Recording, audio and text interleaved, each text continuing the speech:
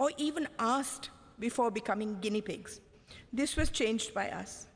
During Atalji's time, we brought in the vital red and green dot on foods, allowing people to know whether they were eating vegetarian, non-vegetarian food. We repaired an institutional deception by food companies.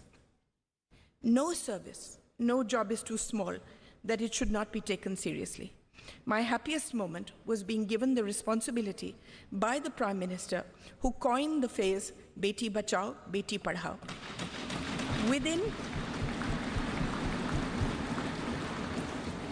Within 2 years, we changed the thought of the country, the entire thought of the country, and the statistics show that it is a lasting change. From 130 women per 1,000, a shameful statistic, it rose to 950. Crores of girls were saved. Not only that, it is now seen as a shame and a crime to do away with girl children, whether in the womb or newly born. Now that we are going into a new building, a new phase, I want to tell all the young people here that politics is never fulfilling unless you have a grand passion and a commitment outside it, unless a fire of curiosity burns within you. No service is too small in the service of Mother India. What I have learned is that each constituency is your family. Within my family, there are a million microcosms of individual families. Each of them depend on us. We are a part of their lives as they are of ours. I have seen my primary duty to look after each family that has placed itself in my care by electing me, by seeing me as one of their own. In this matter, I wish to say that the Prime Minister has seen beyond people as a statistic and has meticulously seen to the needs of each individual family. Opening bank accounts, giving dignity in the form of toilets, home water taps, building homes for the poor, gas cylinders, giving young people loans, skilling them, protecting them through the largest pandemic in history, saying that no one remained hungry. Before I end, I would like to tell you a few things that I have learned in my long journey so far. Never give up. There are times in all our lives where the world sits heavy on our shoulders and there doesn't seem any path ahead. It will take courage, determination, and a commitment to something larger than ourselves to forge ahead. Have faith in the goodness of your fellow man. Quieten your mind and soldier on. Believe in yourself. You are an instrument of goodness. If you fight for good, you will always be protected. Use the pain that we all have in our hearts to make yourself a better human being, not to embitter you. Use the pain in your heart to see the pain in the hearts of millions of beings around you and dedicate your life to them. I want to speak to all the women here. The world is still an unequal place, and we as women need to be the greatest champions of and for each other.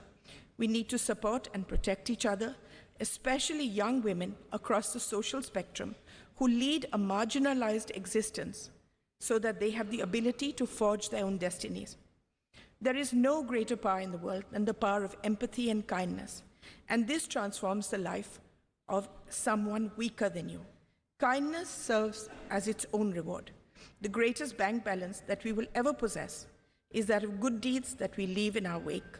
That is the only legacy that will remain. My faith in God is unwavering. I see Him in everyone and everything. I see everything as sacred. I leave you with one thought. We are all part of one divine thread, and we are all connected, closer than we can imagine. Let us, irrespective of any differences we may have, wish happiness, protection, and on this holy day of Ganesh Chaturthi, a life free of obstacles for us and all our countrymen. Illuminate the lamp of goodness in our hearts. Jai Hind, Jai Bharat.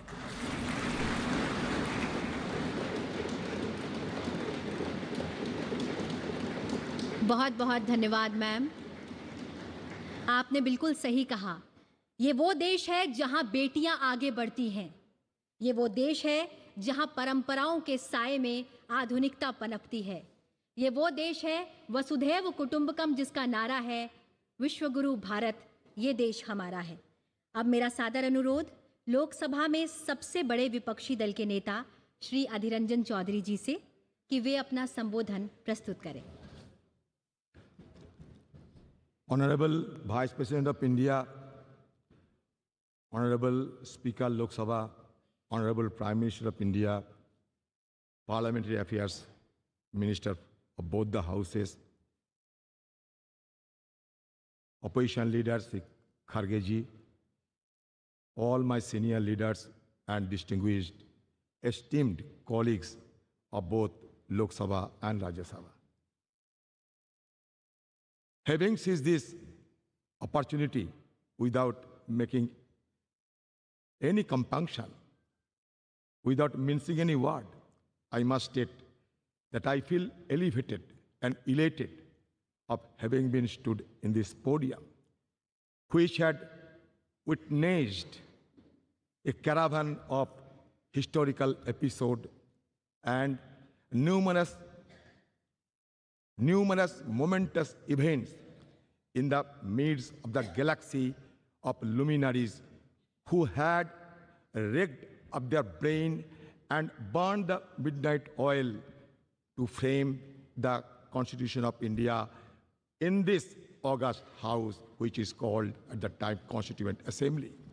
So we are proud of all of them, numbering 389 members, including 296 from British India and 93 from princely states. In this house also, in this house, in the year 1947, 22nd January, the objectives resolution, numbering 8, was passed, was adopted, which was proposed by Jawaharlal Nehru ji also, which had inspired the shaping of our constitution in subsequent stages also. So now, in this august house, all of us are well experienced and known the journey, the odyssey of our constitution. From colonial past to independent India, we have observed the transition of the destiny of this great country named after India. It is astonishing to note that those 389 members intensively discussed among them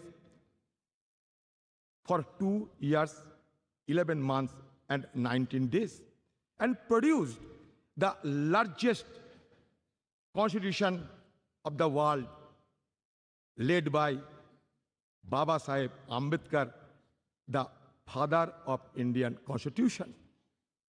We have been gifted with 395 articles. Also, 22 parts and 8 schedules. So naturally,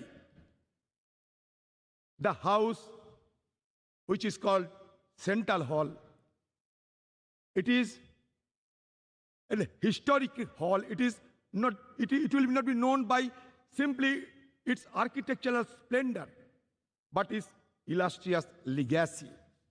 Now I come to the point that our ability to attain developed nation status by 2047 hinges on the active involvement of our citizens and the unwavering dedication of their representatives. The groundwork laid in the formative years of our nationhood and also the subsequent years has empowered us significantly. However, we are confronted with intricate challenges that require immediate attention and resolution as we progress towards this objective. I do not have any idea of what is called and how a country to be recognized as developed country by any designation. I do not have any idea of any global consensus is existed or not, because when we see other developed countries, among the various key determinants, one determinant is always followed, that is Human Development Index. And insofar as Human Development Index, India has been lagging behind and we are ranked 131 out of 189 countries. At present, Disconcerting reports reveal that the top 10% of India's population controls a staggering 77% of nation's total wealth. In 2017, a staggering 73% of wealth generated has reportedly gravitated towards the wealthiest 1%, while staggering 670 million Indians constituting the poorest half of the population saw their wealth increase by a mere 1%. This stark disparity presents a crucial challenge in ensuring that millions of people living below the poverty line have access to fundamental necessities like food, shelter, and healthcare, a prerequisite for advancing towards developed nation status. While India boasts of a sizable youth population, high unemployment rates pose a significant hurdle to leveraging this demographic advantage. Addressing this challenge is paramount, necessitating a concerted focus on job creation and the encouragement of entrepreneurship. It is essential to enable India's youthful population to contribute substantially to the country's economic growth and development. Despite India being the world's fifth largest economy, our per capita GDP falls far behind that of developed nations. Tackling this economic growth challenge requires pro-growth government policies, maintaining low inflation, reducing interest rates, alleviating unemployment, fostering a skilled workforce, bolstering purchasing power, stimulating demand, and enhancing the healthcare and education sector. India must prioritize the development of a globally competitive, labor-intensive manufacturing sector capable of generating significant employment opportunities. In sum, addressing the pressing issue of high youth unemployment is a pivotal step for India's march toward developed nation status by 2047. I am impatient. I do not want to wait till 2047. Why not before 2047? To realize the vision of becoming developed nation, India must pursue a growth trajectory that is both comprehensive and sustainable. Economic growth must be all-inclusive, benefiting every citizen. An overarching focus on human development, encompassing access to healthcare, education, and essential services must be implemented holistically. The challenge of transforming India into a developed nation by 2047 are substantial, encompassing poverty, infrastructure deficit, and environmental sustainability. By implementing a holistic strategy that encompasses infrastructure development, attraction of investment, enhancement of education, promotion of innovation, social welfare, environmental conservation, paying emphasis on manufacturing and integration of technology, India can pave the way for its emergence as a developed nation. It is only with unwavering determination, collective commitment, that the country can realize this visionary goal and unlock its potential on the global stage.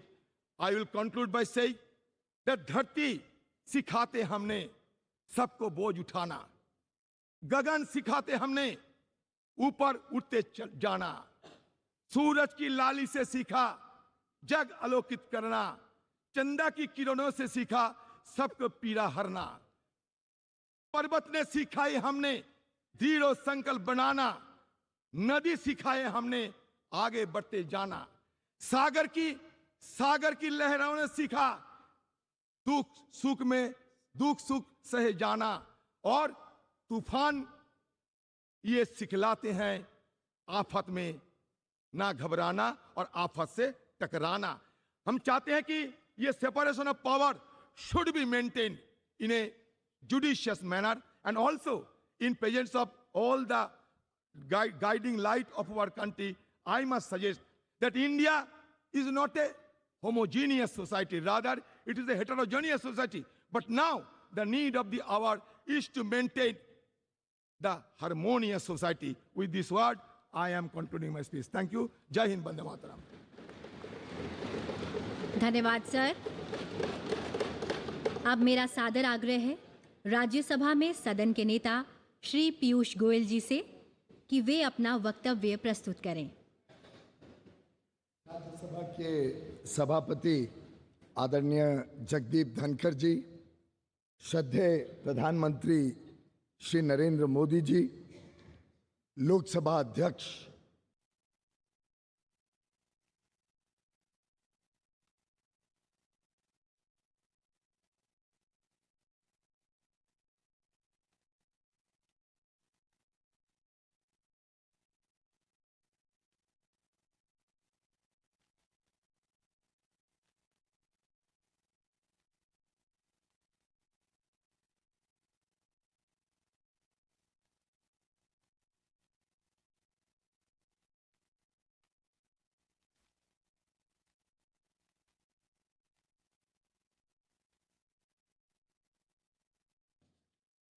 हमारे संविधान के निर्माता Bharat Ratna doctor Baba Saheb Ambedkar ji तथा संविधान सभा के माननीय सदस्यों की स्मृति को मेरा कृतज्ञ वंदन।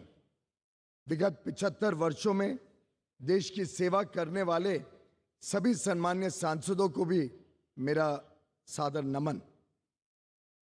कल हम सभी ने इस भवन में सार्थक चर्चा की और अपनी यादों और अनुभवों को सबके साथ साझा किया। आज नए संसद भवन में प्रवेश करना एक ऐतिहासिक पल है जो हम सभी के लिए यादगार रहेगा। इस शुभ अवसर पर मैं आप सभी को बहुत बहुत बधाई देना चाहता हूं। नया संसद भवन हमारी सांस्कृतिक विरासत और आधुनिकता का जीवंत उदाहरण है। नए संसद भवन में स्थापित प्राचीन सेनगोल से प्रेरणा लेकर हम सभी कर्तव्य भावना से देश सेवा के तत्पर रहेंगे। आदरणीय प्रधानमंत्री श्री नरेंद्र मोदी जी के दूरदर्शी नेतृत्व में भारत एक वैश्विक शक्ति बन रहा है।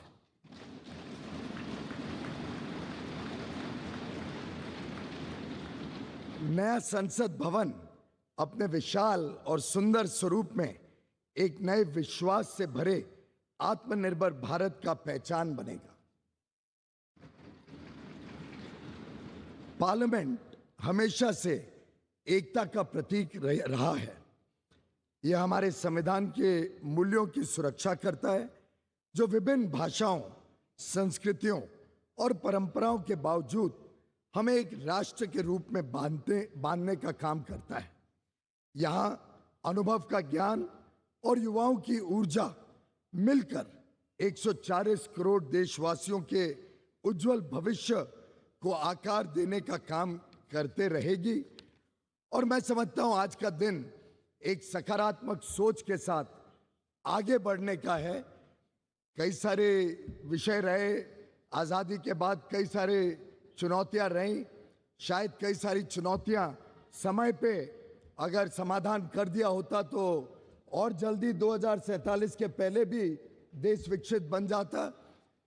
पर हमारे पास जो वर्ष मिले, जो काम करने का देश ने सेवा करने का मौका दिया, उसमें जो अभूतपूर्व प्रगति देश ने देखी है, मैं समझता हूं इसको आगे लेकर इस देश को नई ऊंचाइयों तक माननीय प्रधानमंत्री नरेंद्र मोदी जी के नेतृत्व में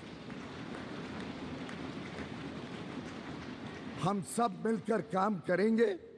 लक्ष्य बड़ा है, राह कठिन है, पर मुझे पूरा विश्वास है संसद में जो जनप्रतिनिधि बैठेंगे वे अपने दायित्वों का पूर्ण निष्ठा से निर्वहन करेंगे और अमृत काल में एक समृद्ध, सशक्त और विकसित भारत के सृजन का आधार बनेंगे। बहुत बहुत धन्यवाद। भारत माता की जय। सादर धन्यवाद सर। अब मेरा सादर अनुरोध राज्यसभा में नेता प्रतिपक्ष श्री मल्लिकार्जुन खड़गे जी से कि वे अपना संबोधन प्रस्तुत करें।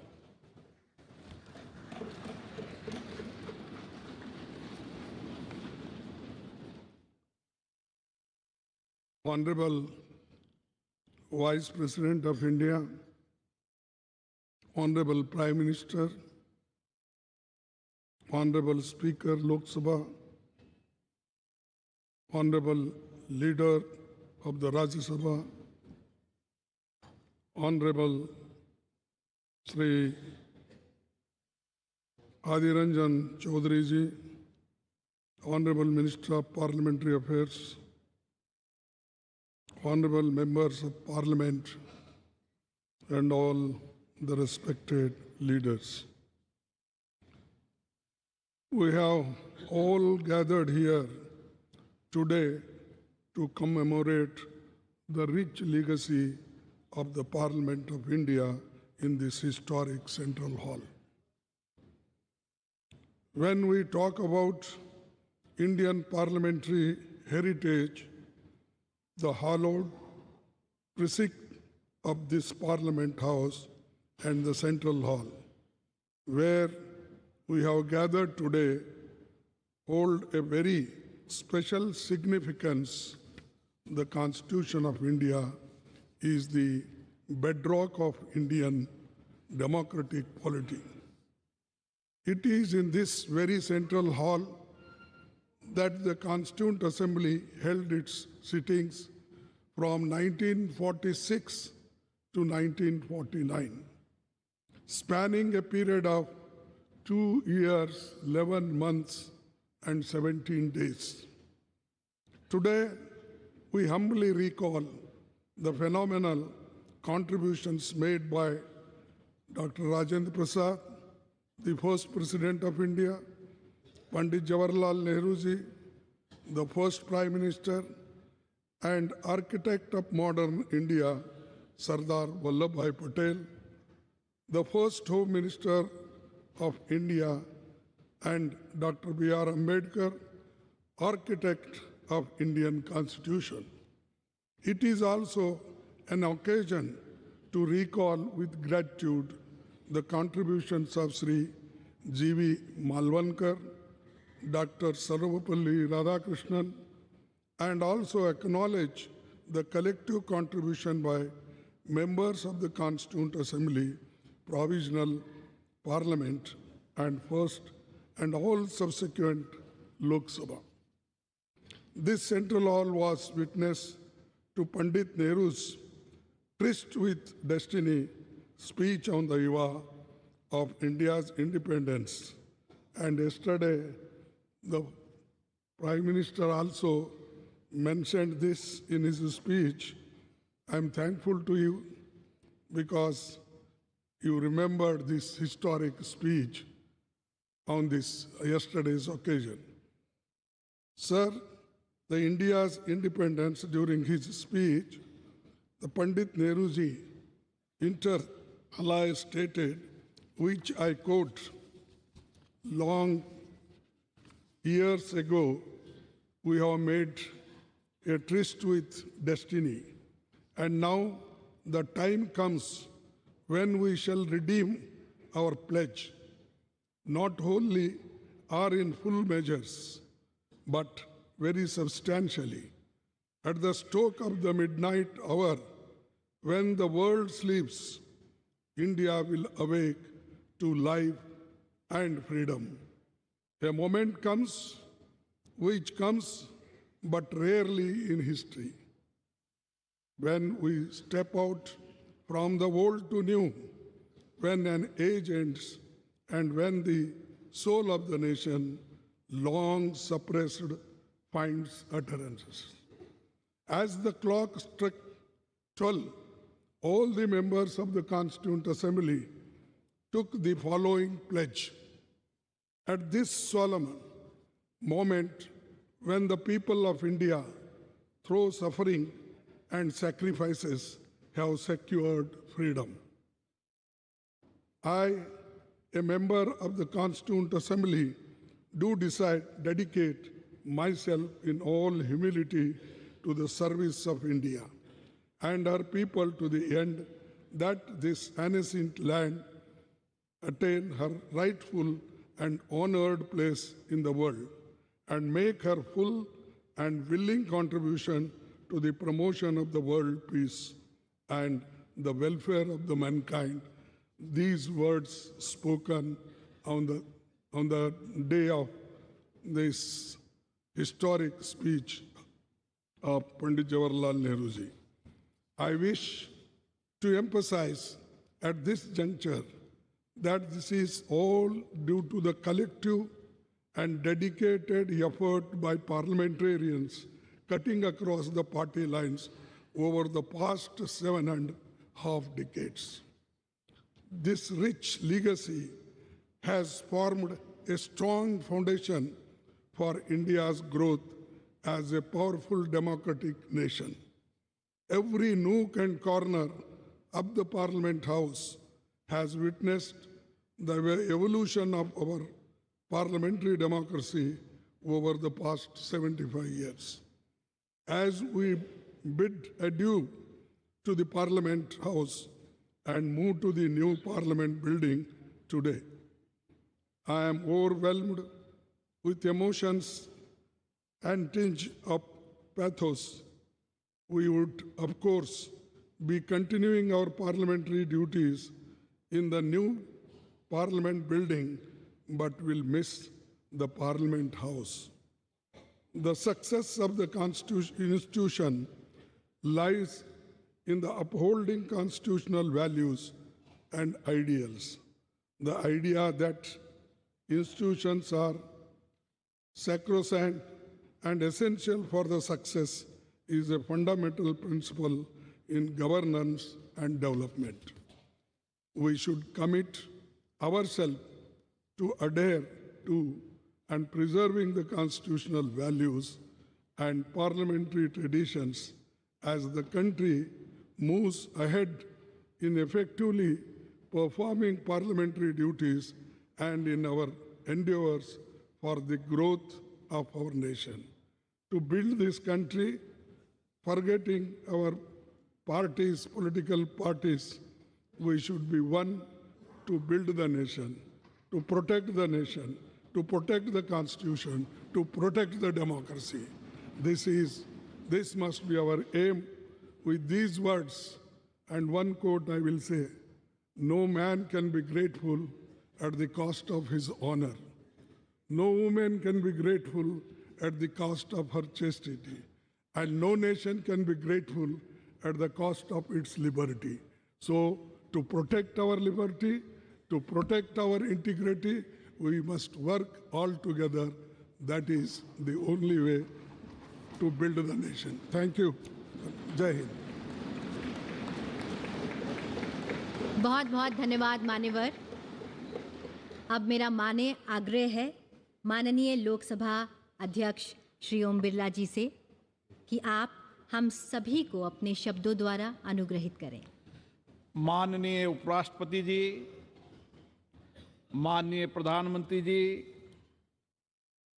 राज्यसभा में सदन के नेता, संसदीय कार्य मंत्री जी, प्रतिपक्ष के नेता, लोकसभा में सबसे बड़े दल के नेता, सभी माननीय मंत्रीगण, सभी माननीय संसद सदस्यगण, आज संसद भवन के इस ऐतिहासिक कक्ष में जो हमारी देश की आज़ादी का साक्षी रहा, जो संविधान निर्माण का साक्षी रहा, जिसमें अनेक परिवर्तन एवं ऐतिहासिक निर्णय हुए, इसी केंद्रीय कक्ष में माननीय राष्ट्रपति जी का उद्बोधन में हमें मिला। विश्व के कई राष्ट्र अध्यक्षों ने यहाँ संबोधन करते हुए हमारे लोकतंत्र के प्रति आस्था व्यक्त की और आज इस केंद्रीय कक्ष से हम सब लोग नए संसद भवन की ओर प्रवेश कर रहे हैं। ये नया संसद भवन हम सब के लिए नई आकांक्षाओं, नई अपेक्षाओं और नई उम्मीद, नई उमंग के साथ होगा, मेरी ऐसी आशा है। आज इस अवसर पर उन सब स्वतंत्रता सेनानियों को भी नमन करता हूं जिन्होंने हमारे भविष्य के लिए, हमारे कल के लिए अपना वर्तमान बलिदान कर दिया। मैं आज उन महान नेताओं को भी नमन करता हूं जिन्होंने इस केंद्रीय कक्ष में दुनिया का सबसे बड़ा संविधान निर्माण में अपना अमूल्य योगदान दिया, जिन्होंने देश में आर्थिक सामाजिक परिवर्तन लाने में अपना दायित्व निभाया। आज हम उन सभी मान्य सदस्यों को भी स्मरण कर रहे हैं, याद कर रहे हैं, जो हमारे बीच में नहीं रहे लेकिन जिन्होंने अपने संवैधानिक दायित्वों का निर्वहन करते हुए देश की प्रगति में योगदान दिया। मैं आज संसद के उन सभी माननीय सांसदों का भी हार्दिक अभिनंदन करता हूं जिनके लंबे संसदीय अनुभव का लाभ आज हमें मिल रहा है। ये संसद भवन अनेक ऐतिहासिक घटनाओं, निर्णयों और परिवर्तनकारी कानूनों के निर्माण का साक्षी रहा है। हमारी संसद कई घटनाओं का मंच रही है जिन्होंने 75 वर्षों में इस देश को एक ऐसा स्वरूप दिया है जो दुनिया में एक नई ताकत और सामर्थ्य रखता है। हमारी संसद देश की करोड़ों जनता की अभिव्यक्ति एवं भावनाओं का माध्यम रही है, जहां हमें लोकतांत्रिक संस्कृति के अनुरूप चर्चा और संवाद से अनेक चुनौतियों का समाधान निकाला है और कई श्रेष्ठतम प्रतिमान स्थापित की हैं। इन 75 वर्ष की संसदीय लोकतंत्र की गौरवशाली यात्रा में हमने देश में कई क्रांतिकारी बदलाव भी किए। आज जनता नए भारत के लिए आकांक्षी है। आज लोगों को हमसे अपेक्षाएं बढ़ी है, आकांक्षाएं बढ़ी हैं, उम्मीद बढ़ी है। ऐसे में हमारी जिम्मेदारी और बढ़ जाती है कि हम अपने संवैधानिक दायित्वों का शुद्ध अंतर्करण से निर्वहन करें और उनकी अपेक्षाओं, आकांक्षाओं और उम्मीदों को पूरा करें और आकांक्षी भारत के सपनों को साकार करें। मान्यवर, हम सबका सौभाग्य है कि हम ऐसे कालखंड के जनप्रतिनिधि हैं जिस समय भारत हर क्षेत्र में तेजी से आगे बढ़ रहा है। हमारी लोकतांत्रिक संस्कृति और हमारा श्रेष्ठ नेतृत्व के कारण हम पूरे विश्व को एक परिवार के रूप में लेकर वैश्विक चुनौतियों का समाधान के लिए भारत एक सार्थक भूमिका निभा रहा है। आज हम नए भवन में प्रवेश कर रहे हैं। नए भवन में प्रवेश करते समय विकसित भारत बनाने की हमारी प्रतिबद्धता को हम दोहराने का अवसर भी है। हमारा संकल्प है कि हम इसी संसदीय लोकतंत्र से सामूहिक चर्चा, संवाद, सहमति, असहमति और कठिन परिश्रम से सारे देश की जनभागीदारी के साथ इन आकांक्षाओं को पूरा करेंगे। विश्व के सबसे बड़े संसदीय लोकतंत्र होने के नाते हमारी जिम्मेदारी और बढ़ जाती है।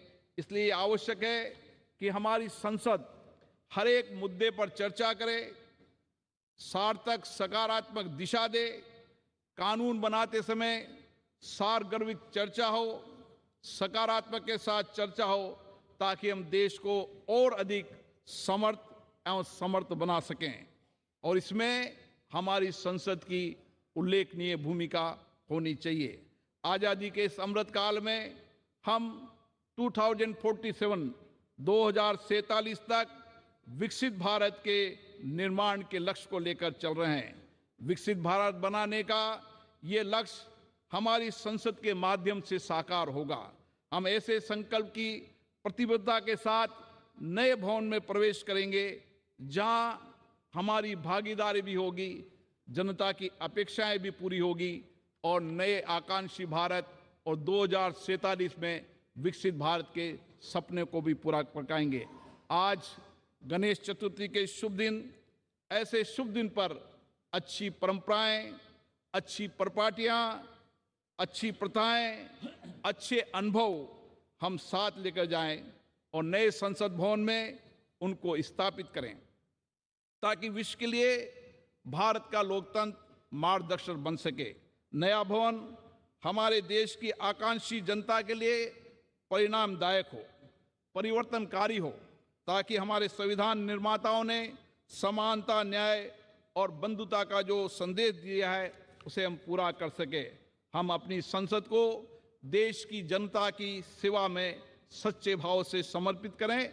इसी अपेक्षा के साथ मैं पुनः इस भवन को, उन सब लोगों को जिनका इस लोकतंत्र को स्थापित करने में, लोकतंत्र की मर्यादा प्रतिष्ठा बढ़ाने में योगदान रहा, उन सबको भी नमन करता हूं। धन्यवाद। बहुत बहुत धन्यवाद मान्यवर। अब मेरा विनम्र अनुरोध माननीय प्रधानमंत्री श्री नरेंद्र मोदी जी से कि आप विशिष्ट जनों की सभा को संबोधित करें एवं हम सभी का मार्गदर्शन करें।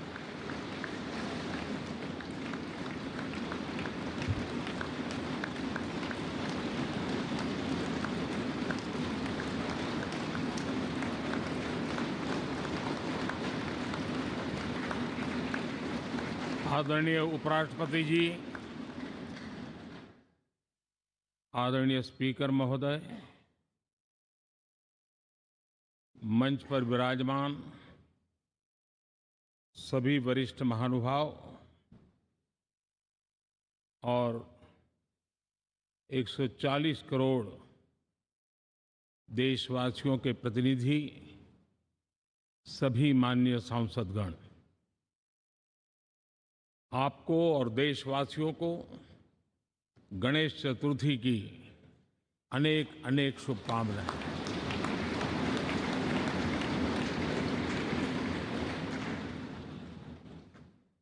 आज नए संसद भवन में हम सब मिलकर के नए भविष्य का श्री गणेश करने जा रहे हैं।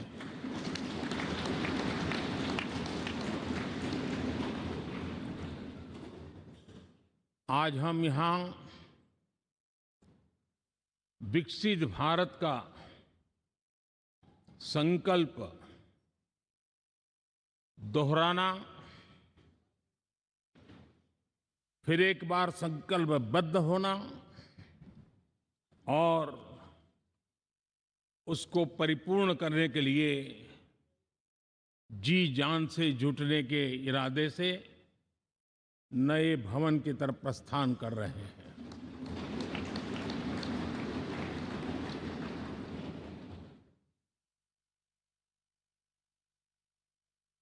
सम्माननीय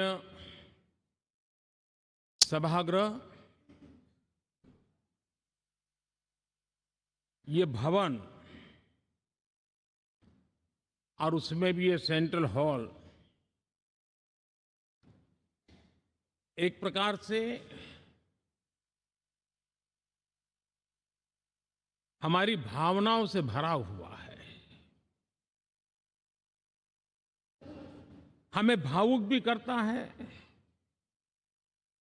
और हमें हमारे कर्तव्य के लिए प्रेरित भी करता है। आजादी के पूर्व ये खंड एक प्रकार से लाइब्रेरी के रूप में इस्तेमाल होता था, लेकिन बाद में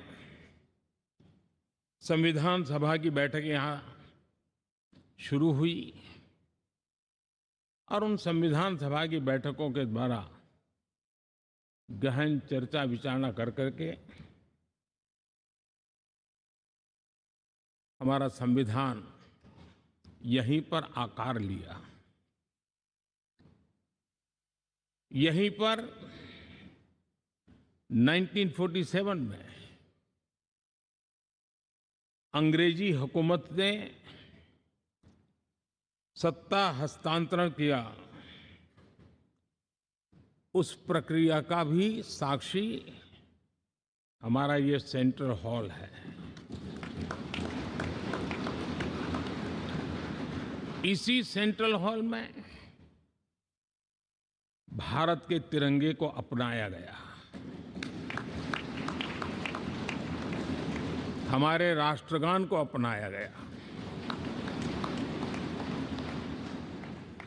और ऐतिहासिक अवसरों पर आजादी के बाद भी सभी सरकारों के दरमियान अनेक अवसर आए जब दोनों सदनों ने मिलकर के यहाँ पर भारत के भाग्य को गढ़ने के पर विचार किया, सहमति बनाई और निर्णय भी किए। 1952 के बाद दुनिया के करीब 41 राष्ट्राध्यक्षों ने इस सेंट्रल हॉल में हमारे सभी माननीय सांसदों को संबोधित किया है।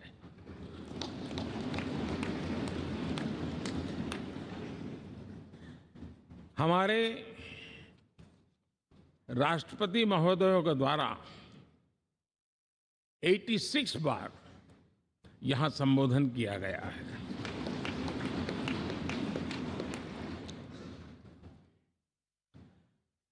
बीते 7 दशकों में जो भी साथी इन जिम्मेवारियों से गुजरे हैं, जिम्मेवारियों को संभाली है, अनेक कानूनों, अनेक संशोधन और अनेक सुधारों का हिस्सा रहे हैं। अभी तक लोकसभा और राज्यसभा ने मिलकर करीब करीब 4000 से अधिक कानून पास किए हैं।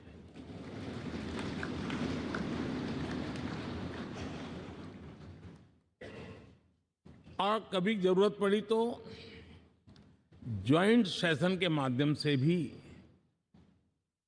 कानून पारित करने की दिशा में रणनीति बनानी पड़ी और उसके तहत भी दहेज रोकथाम कानून हो, बैंकिंग सर्विस कमीशन बिल हो, आतंक से लड़ने के लिए कानून हो, ये संयुक्त सत्र में पास किए गए हैं, इसी गृह में पास किए गए।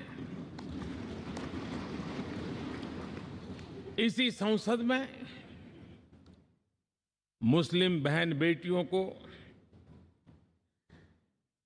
न्याय की जो प्रतीक्षा थी, शाहबानो केस के कारण कुछ गाड़ी उल्टी पार्टी पर चढ़ गई थी, इसी सदन ने हमारी उस गलतियों को ठीक किया और 3 तलाक विरुद्ध कानून हम सब ने मिलकर के पारित किया। संसद ने बीते वर्षों में ट्रांसजेंडर को न्याय देने वाले कानूनों का भी निर्माण किया। इसके माध्यम से हम ट्रांसजेंडर के प्रति सद्भाव और सम्मान के भाव के साथ उनको नौकरी, शिक्षा, स्वास्थ्य, बाकी जो सुविधाएं हैं एक गरिमा के साथ प्राप्त कर सके, इसकी दिशा में हम आगे बढ़े। हम सभी ने मिलकर हमारे दिव्यांग जनों के लिए भी उनकी जरूरतों को देखते हुए, उनके एस्पिरेशंस को देखते हुए ऐसे कानूनों का निर्माण किया जो उनके लिए उज्जवल भविष्य की गारंटी बन रहे हैं। आर्टिकल 370 हटाने से लेकर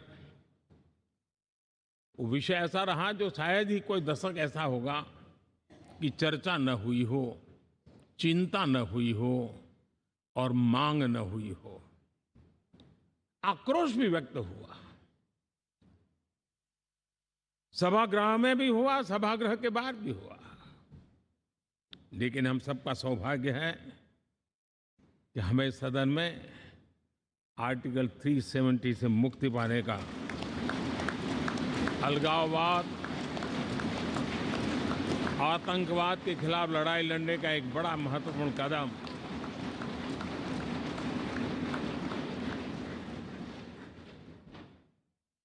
और इस महत्वपूर्ण काम में माननीय सांसदों की, संसद की बहुत बड़ी भूमिका है। जम्मू कश्मीर में इसी सदन में निर्मित हुआ संविधान हमारे पूर्वजों ने दिया हुआ वो महामूल्य दस्तावेज जम्मू कश्मीर में लागू करते हैं तो इस मिट्टी को प्रणाम करने का मन करता है। आज जम्मू और कश्मीर शांति और विकास के रास्ते पर चलने के लिए प्रतिबद्ध हुआ है और नए उमंग, नए उत्साह, नए संकल्प के साथ जम्मू कश्मीर के लोग आगे बढ़ने का कोई मौका अब छोड़ना नहीं चाहते हैं। ये दिखाता है कि संसद के सदस्यों ने मिलकर के संसद के भवन में कितने महत्वपूर्ण काम किए हैं। माननीय सांसदगण, लाल किले से मैंने कहा था यही समय है, सही समय है।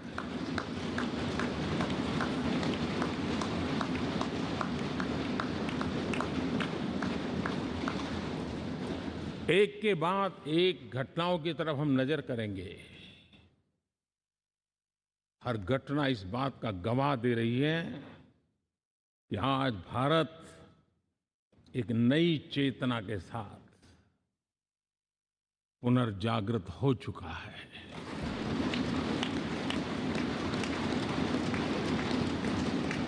भारत नई ऊर्जा से भर चुका है और यही चेतना, यही ऊर्जा इस देश के कोटि कोटि जनों के सपनों को संकल्प में परिवर्तित कर सकती है और संकल्प को परिश्रम की पराकाष्ठा कर करके सिद्धि तक पहुंचा सकती है। ये हम देख सकते हैं।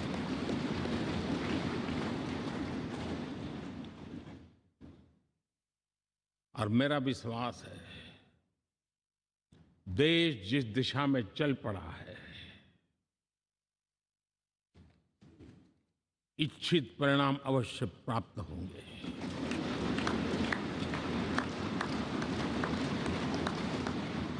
हम गति जितनी तेज करेंगे, परिणाम उतने जल्दी मिलेंगे।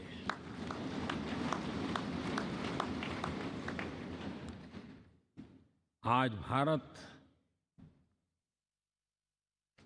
5वीं अर्थव्यवस्था पर पहुंचा है, लेकिन पहले 3 में पहुंचने के संकल्प के साथ बढ़ रहा है।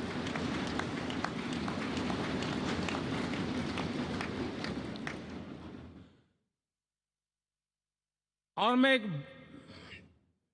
जिस स्थान पर बैठा हूं, जो जानकारियां प्राप्त होती है, उसके आधार पर विश्व के गणमान्य लोगों से बातचीत करता हूं, उसके आधार पर मैं बड़े विश्वास से कह रहा हूं, हम में से कुछ लोगों की निराशा हो सकती है, लेकिन दुनिया आश्वस्त है कि भारत टॉप 3 में पहुंच के रहेगा।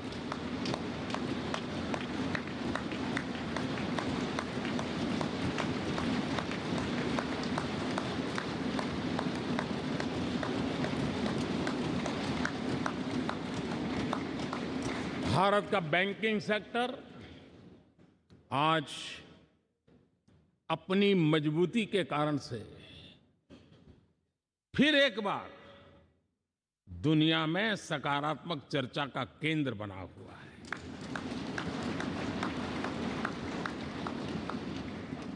भारत का गवर्नेंस का मॉडल, यूपीआई, डिजिटल स्टैक, मैं इस G20 में देख रहा था, मैंने बाली में भी देखा। टेक्नोलॉजी की दुनिया को लेकर के भारत का नौजवान जिस प्रकार से आगे बढ़ रहा है, पूरे विश्व के लिए कौतुक भी है, आकर्षण भी है और स्वीकृति भी है।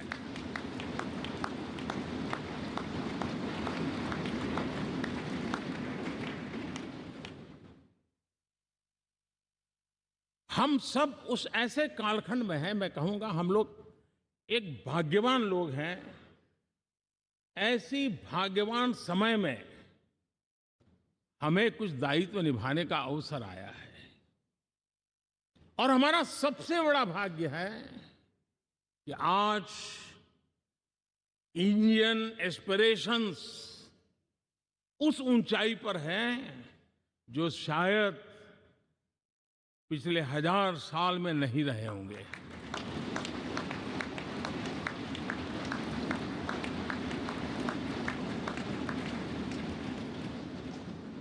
गुलामी के जंजीरों ने उसके एस्पिरेशंस को दबोच के रखा था।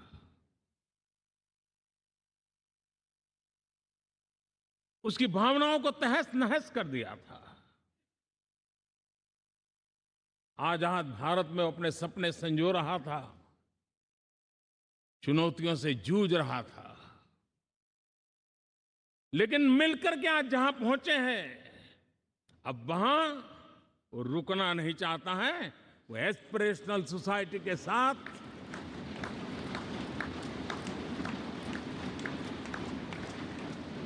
नए लक्ष्य गढ़ना चाहता है।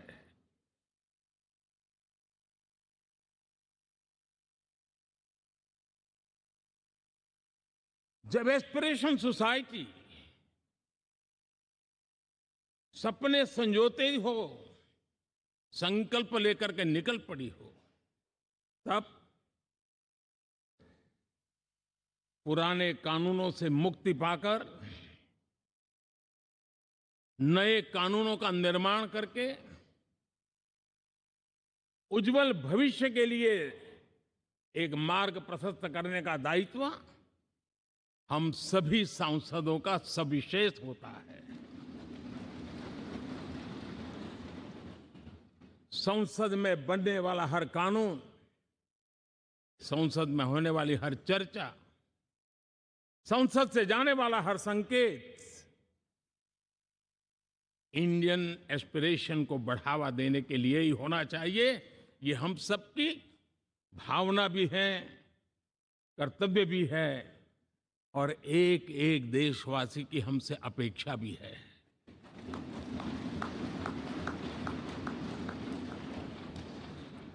हम जो भी रिफॉर्म करें उसके मूल में इंडियन एस्पिरेशन सबसे सर्वोच्च पद पर होना चाहिए, प्राथमिकता पर होना चाहिए।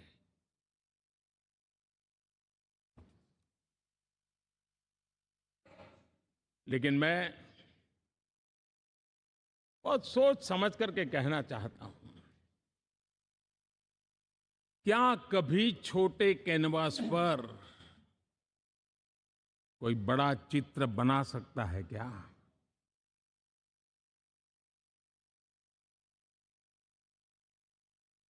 जैसे छोटे कैनवास पर बड़ा चित्र नहीं बन सकता, वैसे हम भी अगर हमारे सोचने के कैनवास को बड़ा नहीं कर सकते तो भव्य भारत का चित्र भी हम नहीं अंकित कर सकते।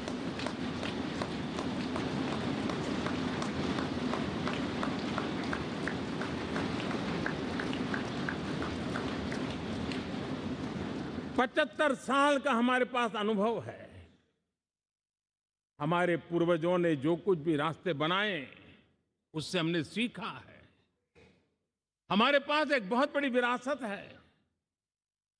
इस विरासत के साथ अगर हमारे सपने, हमारे संकल्प जुड़ जाए, हमारा सोचने का दायरा बदल जाए, हमारा कैनवास बड़ा हो जाए, तो हम भी उस भव्य भारत के चित्र को अंकित कर सकते हैं, उस तस्वीर का खाका खींच सकते हैं, उसमें रंग भरने का काम हम भी कर सकते हैं और आने वाली पीढ़ी को वो भव्य दिव्य मां भारती के हम उनको सुपुर्द कर सकते हैं। दोस्तों, अमृतकाल के 25 वर्षों में भारत को अब बड़े कैनवास पर काम करना ही होगा। अब हमारे लिए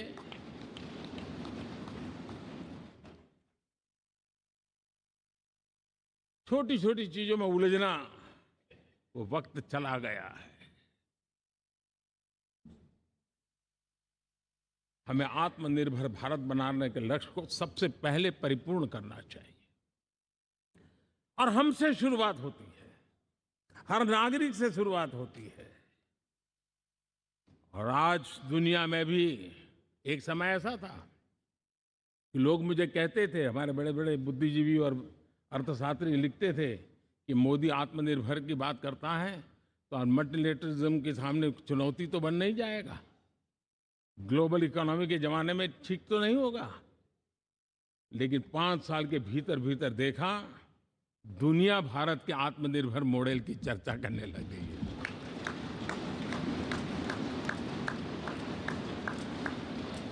और कौन हिंदुस्तानी नहीं चाहेगा कि डिफेंस सेक्टर में आत्मनिर्भर हो, एनर्जी सेक्टर में हम आत्मनिर्भर हो, एडिबल ऑयल,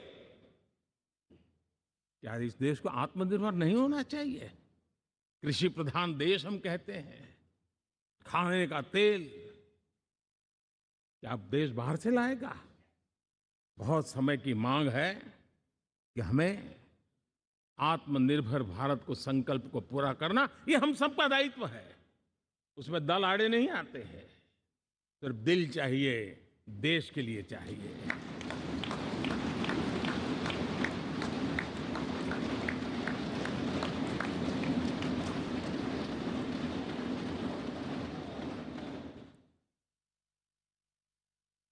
हमें अब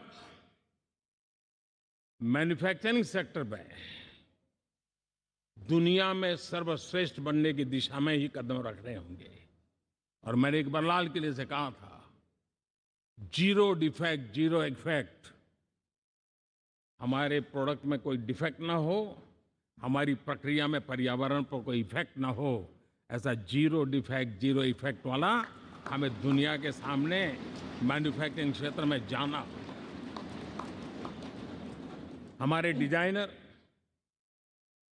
हमारे यहाँ निर्माण हो रही डिजाइन्स, हमारे सॉफ्टवेयर, हमारे एग्रीकल्चर प्रोडक्ट्स, हमारे हस्तशिल्प, हर क्षेत्र में अब हमें वैश्विक मापदंडों को पार करने के इरादे से ही चलना चाहिए, तब जाकर के विश्व के अंदर हम अपना झंडा फहरा सकते हैं। मेरे गांव में मेरा सबसे अच्छा माल हो, इतनी बात नहीं चलेगी। मेरे राज्य में मेरा सबसे अच्छा प्रोडक्ट नहीं चलेगा, मेरे देश में मेरा सबसे अच्छा प्रोडक्ट नहीं चलेगा, दुनिया में मेरा प्रोडक्ट सबसे अच्छा होगा, ये भाव हमें पैदा होगा।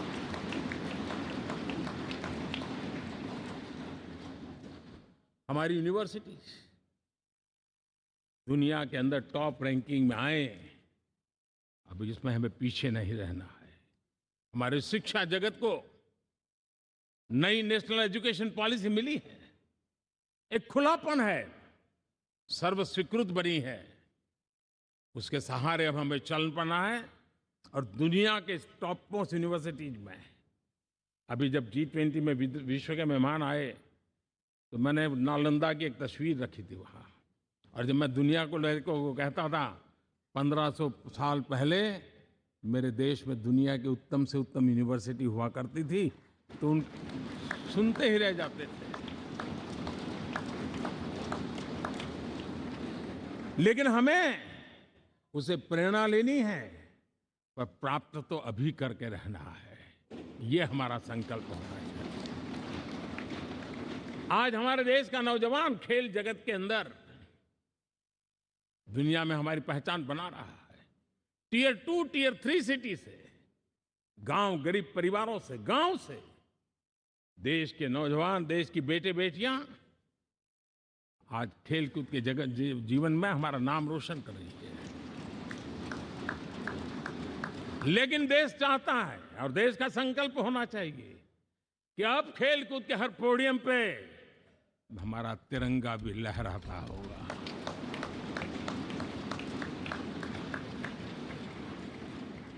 हमें अब पूरा हमारा दिमाग क्वालिटी पर फोकस करना ही होगा, ताकि हम विश्व की आशा अपेक्षाओं के अनुकूल और भारत के सामान्य मानव के जीवन में भी क्वालिटी ऑफ लाइफ के प्रति जो एस्पिरेशन बढ़ा है, उसको हम एड्रेस कर पाए। और जैसे मैंने कहा कि हम भाग्यवान हैं कि हम उस समय काम कर रहे हैं जब समाज अपने आप एक एस्पिरेशनल सोसाइटी है। हमारा और भी एक भाग्य है कि हम उस समय हैं जब हिंदुस्तान युवा देश है। हम दुनिया में सबसे ज्यादा जन आबादी वाला तो देश बने ही हैं, लेकिन सबसे बड़ी आबादी, उसमें भी सबसे युवा, ये पहली बार हुआ है।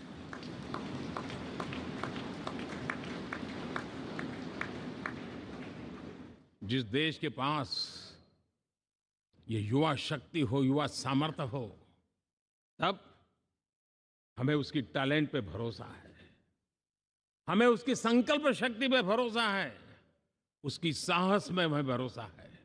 और इसलिए हम चाहते हैं कि दुनिया में भारत का युवा अग्रिम पंक्ति में नजर आना चाहिए, वो स्थिति पैदा होनी चाहिए। आज पूरी दुनिया को स्किल मैन पावर की बहुत बड़ी जरूरत है, और भारत विश्व की इस आवश्यकता की पूर्ति के लिए अपने आप को सज्ज कर सकता है, और उन आवश्यकताओं को पूरी कर करके दुनिया में अपनी एक जगह भी बना सकता है। और इसलिए विश्व में उनकी आवश्यकता के लिए किस प्रकार के मैन पावर की जरूरत है, किस प्रकार के उनको ह्यूमन रिसोर्स की जरूरत है, उस स्किल मैपिंग का काम भी चल रहा है और उस स्किल मैपिंग के अनुसार भारत के अंदर स्किल डेवलपमेंट की तरफ हम बल दे रहे हैं और जितना ज्यादा हम स्किल डेवलपमेंट पर बल देंगे, भारत के नौजवानों का सामर्थ्य विश्व में अपना डंका बजाने में कोई कमी नहीं रखेगा। और हिंदुस्तानी जहां गया है उसने अच्छाई की छाप छोड़ी है, कुछ कर गुजरने की छाप छोड़ी है। ये सामर्थ्य हमारे अंदर पहले से पड़ा हुआ है और हमारे पहले जो लोग गए हैं उन्होंने इससे छवि भी बना के रखी हुई है। आपने देखा होगा पिछले दिनों करीब 150 नर्सिंग कॉलेज एक साथ खोलने का निर्णय किया। पूरे दुनिया में बहुत बड़ी रिक्वायरमेंट है नर्सिंग की। हमारी बहन, हमारी बेटियां, हमारे बेटे उस क्षेत्र में दुनिया में पहुंच सकते हैं, आसानी से पहुंच सकते हैं। पूरे विश्व की जरूरत है और ये तो मानवता का काम है जिसमें हम पीछे नहीं रहेंगे। आज मेडिकल कॉलेजेस का इतना व्यापक रूप से निर्माण, देश की आवश्यकता तो पूरी करनी ही करनी है, दुनिया की आवश्यकताओं में भी योगदान दे सकते हैं। कहने का तात्पर्य यही है, हर छोटी चीज पर बारीकी से ध्यान देते हुए, उस पर अपना ध्यान केंद्रित करते हुए हमें आगे बढ़ना है। हमें भविष्य के लिए सही समय पर सही फैसले भी लेने होते हैं। हम फैसलों को टाल नहीं सकते हैं। हम राजनीतिक लाभ नुकसान के गणा भाग के अंदर अपने आप को बंधित नहीं बना सकते हैं। हमें तो देश के एस्पिरेशन के लिए हिम्मत के साथ नए निर्णय करने होते हैं।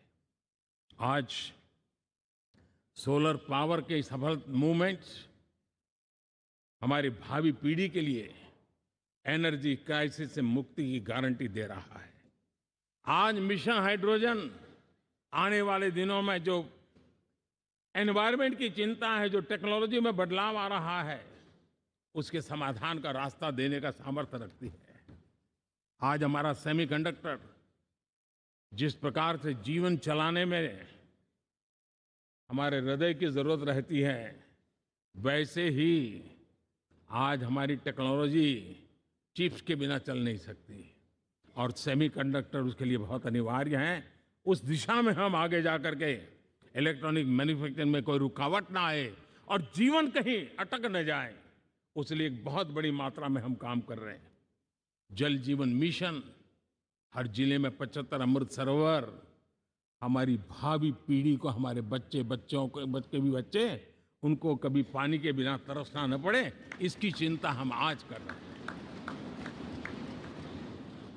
विश्व के बाजार में हमारा हर व्यापार कारोबार पहुंचे, कॉम्पिटिटिव ताकत के साथ खड़ा रहे, लॉजिस्टिक सिस्टम को और अधिक कम खर्च वाला बनाना, एफिशिएंट बनाना, उस दिशा में हम बहुत नीतियां लेकर के चल रहे हैं। आज समय की मांग है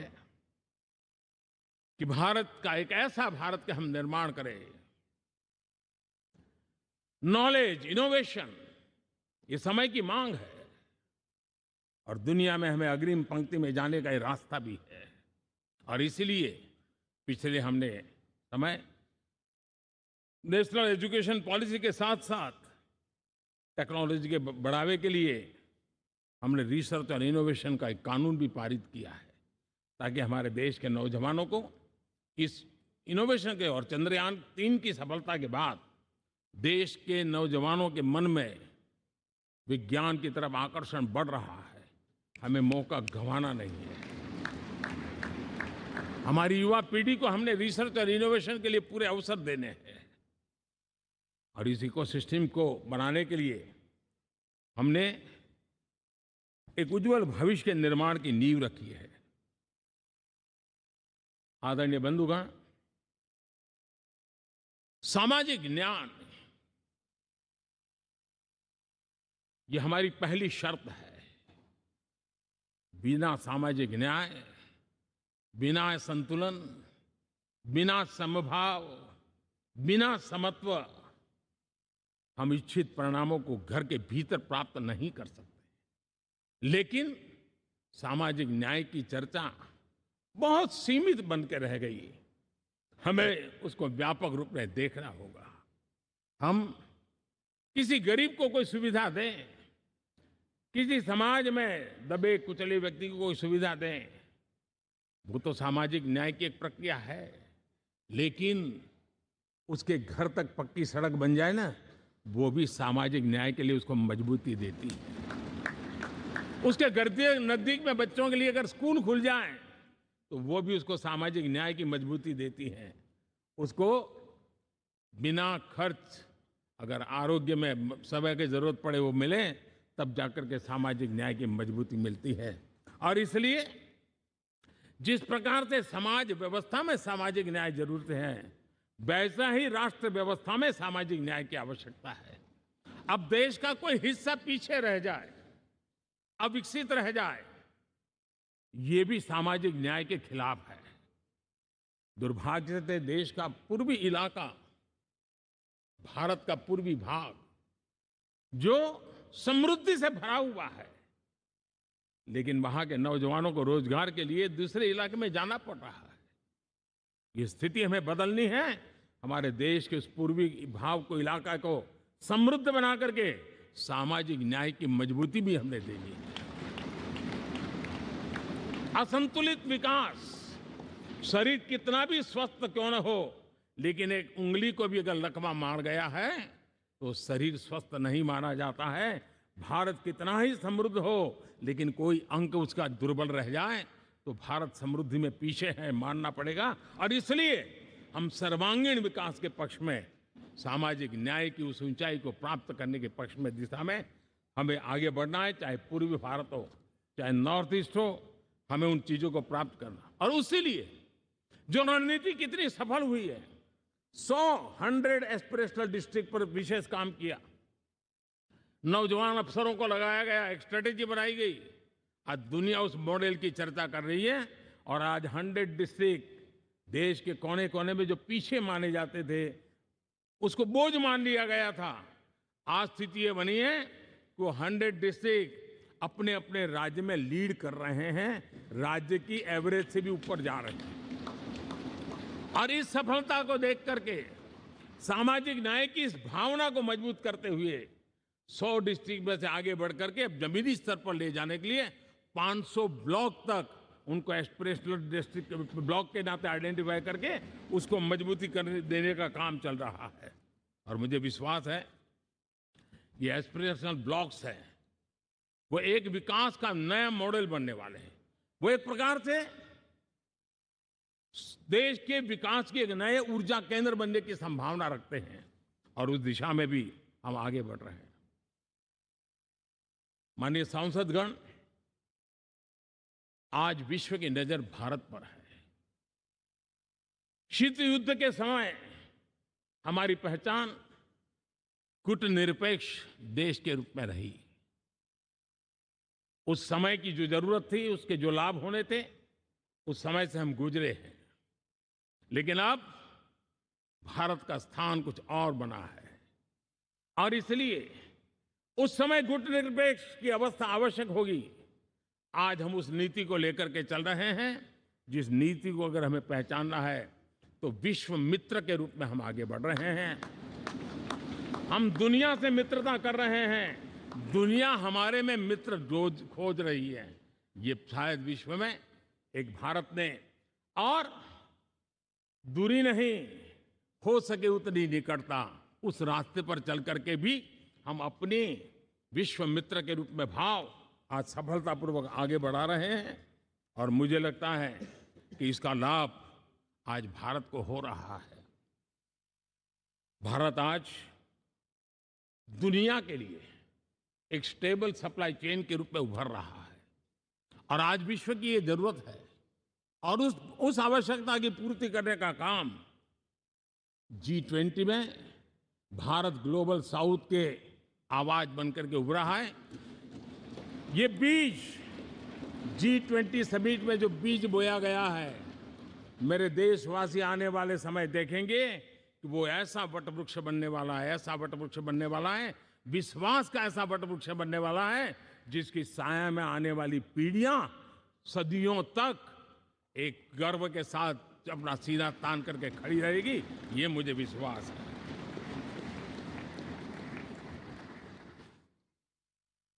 इस G20 में एक बहुत बड़ा काम हमने किया है, बायोफ्यूल अलायंस का। हम विश्व के नेतृत्व करते रहे, दिशा दे रहे हैं, और विश्व को बायोफ्यूल अलायंस में दुनिया के सभी देश देखते ही देखते उसकी सदस्यता ले रहे थे, और एक बहुत बड़ा आंदोलन खड़ा होने जा रहा है, और जिसका नेतृत्व ये हमारा भारत कर रहा है। छोटे छोटे महाद्वीप, उनके साथ भी आर्थिक कॉरिडोर बनाने की दिशा में हमने बड़ी मजबूती के साथ कदम उठाए हैं। आदरणीय बंधुगण, आदरणीय उपराष्ट्रपति जी, आदरणीय स्पीकर महोदय,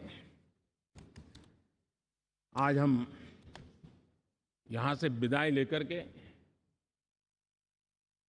नए भवन में जा रहे हैं, संसद के नए भवन में बैठने वाले हैं, और ये शुभ है, गणेश चतुर्थी के दिन बैठ रहे हैं।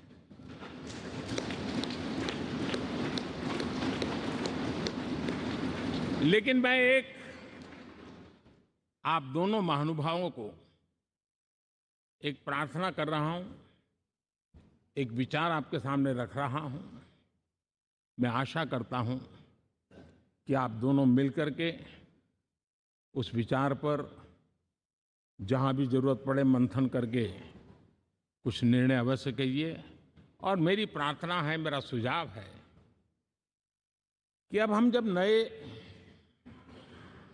सदन में जा रहे हैं, तब इसकी गरिमा कभी भी कम नहीं होनी चाहिए।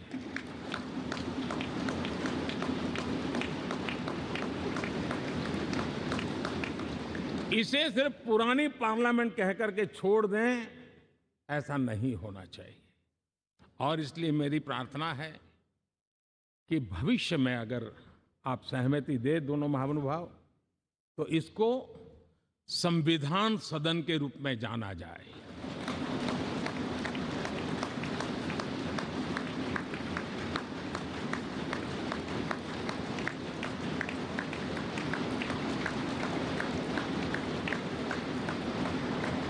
ताकि ये हमेशा हमारे रक्षा के लिए हमारी जीवन प्रेरणा बनी रहेगी।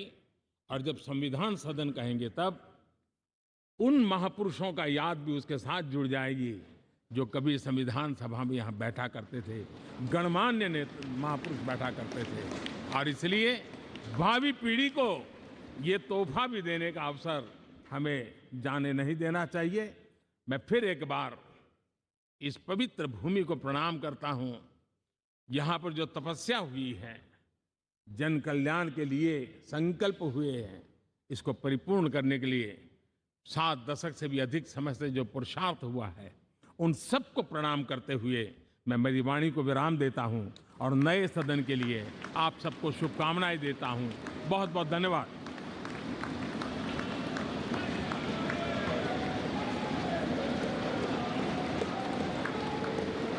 बहुत बहुत धन्यवाद मान्यवर। अब मेरा विनम्र निवेदन माननीय उपराष्ट्रपति जी एवं राज्यसभा सभापति श्री जगदीप धनखड़ जी से कि आप हम सभी का मार्ग प्रशस्त करें।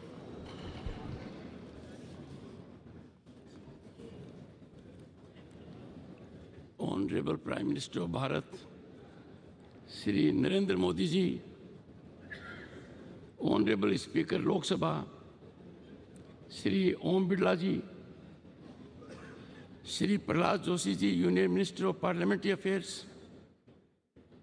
Shri Piyush Goyal ji, leader of house Rajya Sabha, honourable ministers, Shri Adhir Ranjan Chowdhury, leader of opposition in Lok Sabha, Shri Mallikarjun खड़गे ji, leader of opposition Rajya Sabha, Honorable Deputy Chairman, Rajya Sabha, and Honorable Members of Parliament.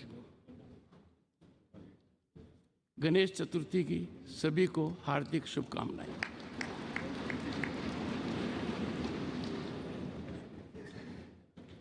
माननीय प्रधानमंत्री जी ने अचानक होमवर्क दे दिया और प्रधानमंत्री जी के बाद बोलना अपने आप में बहुत बड़ी चुनौती है। On this momentous occasion, as we stand on the threshold of adding a new chapter to the annals of our parliamentary democracy, I congratulate you all on our phenomenal rise.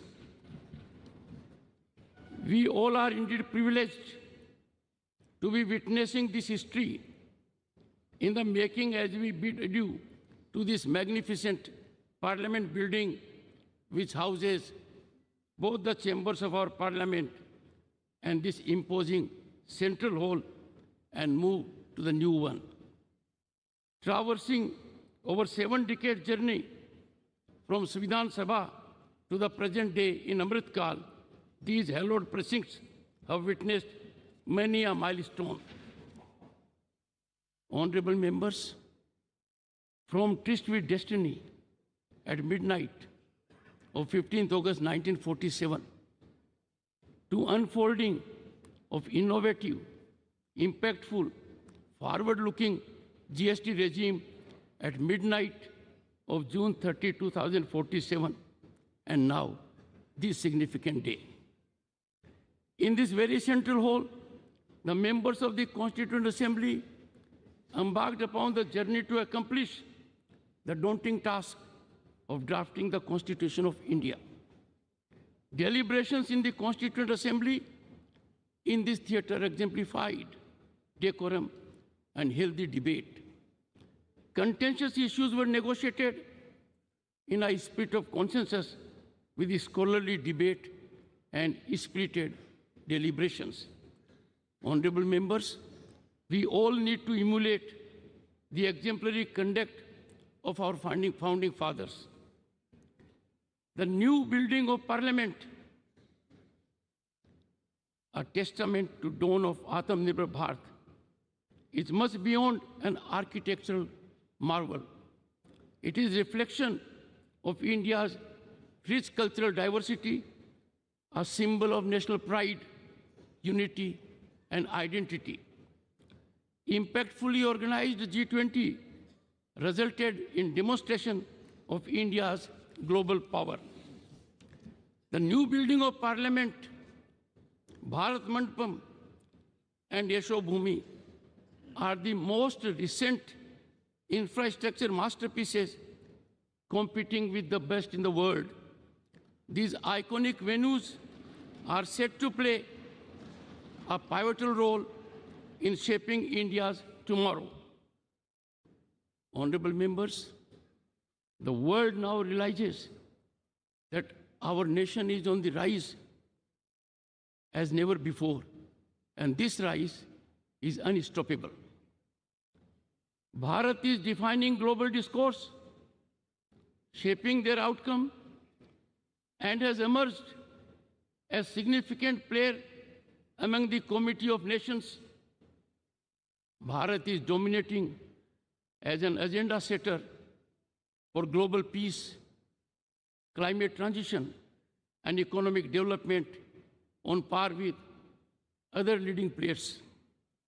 In this encouraging scenario, generating hope and optimism all around, I find it a befitting occasion to congratulate Prime Minister Narendra Modi for his sagacious approach, people-centric vision, missionary zeal, and exemplary execution.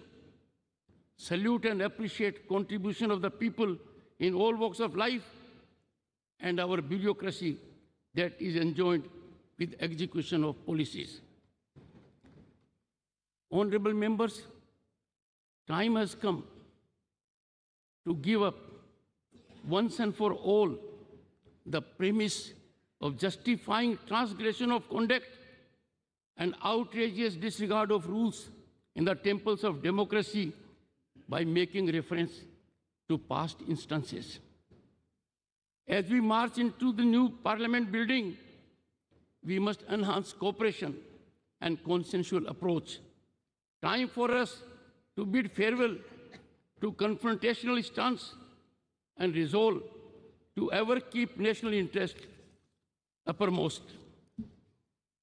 Honorable members, it is time, right time, to bury the strategy of weaponizing disturbance and disruption in parliamentary functioning, as these are antithetical to democratic values and can never have sanction of our people who are our ultimate masters.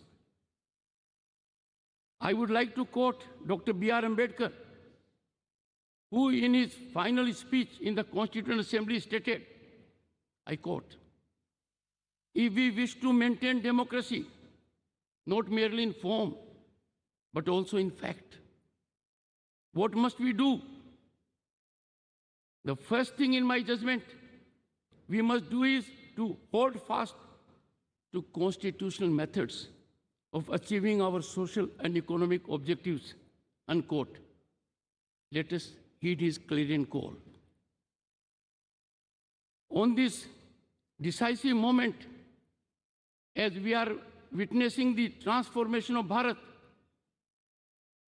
appreciations to Prime Minister Narendra Modi's vision and sagacity for fructifying tryst with modernity. We had tryst with destiny in 1947. We are lucky and fortunate by efforts of the Prime Minister that we are having today tryst with modernity for over 1 billion hearts. His role in this monumental task of shaping the destiny of 1/6 of humanity would forever be etched in history. Honorable members, this historic walk to the new building of Parliament in Amrit Kal be the march to Bharat at 2047 as developed nation. Let us in togetherness make the new chambers of the Parliament the sanctum sanctorum of our temple of democracy. Jai Hind.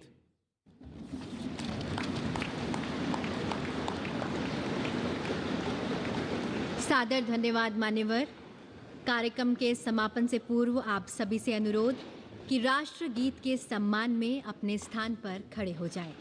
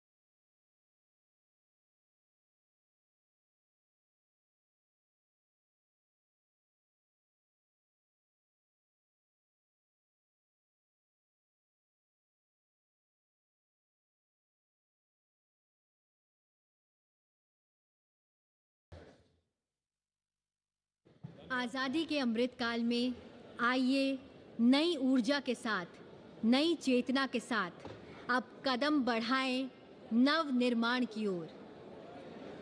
Ganpati Gajanan का आशीर्वाद लें, प्रस्थान करें संसद के नए भवन की ओर, जो भव्य है, विशाल है, आत्मनिर्भर भारत का प्रतिबिंब है, नए भारत का जीवंत स्वरूप है, जहां नूतन है और पुरातन भी, जहां कारीगरी है और तकनीक भी। चलिए कदम बढ़ाएं भारत की संसद के नए भवन की ओर और नए लक्ष्यों के साथ रचें नया इतिहास। जय हिंद, जय भारत।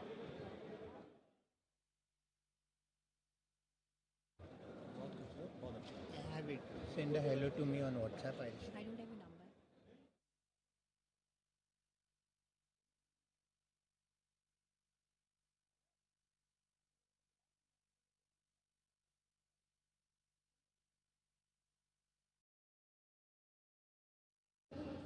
हमें भावुक भी करता है और हमें हमारे कर्तव्य के लिए प्रेरित भी करता है। आज़ादी के पूर्व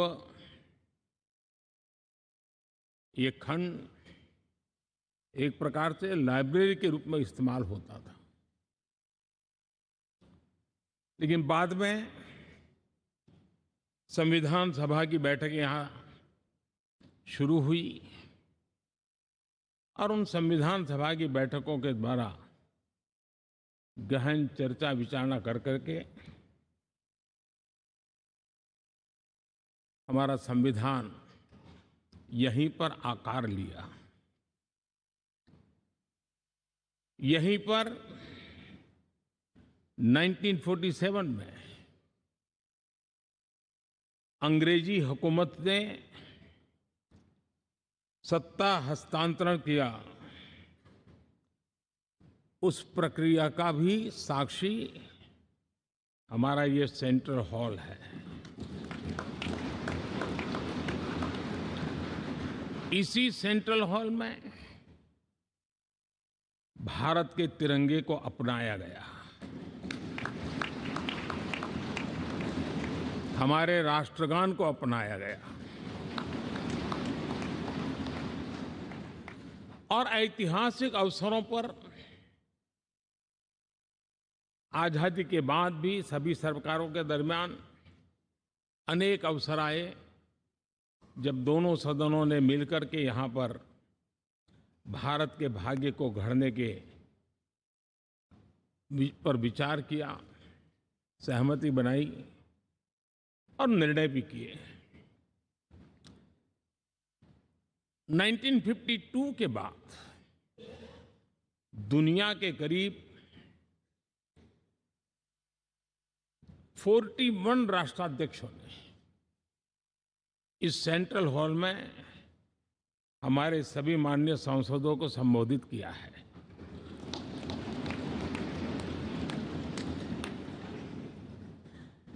हमारे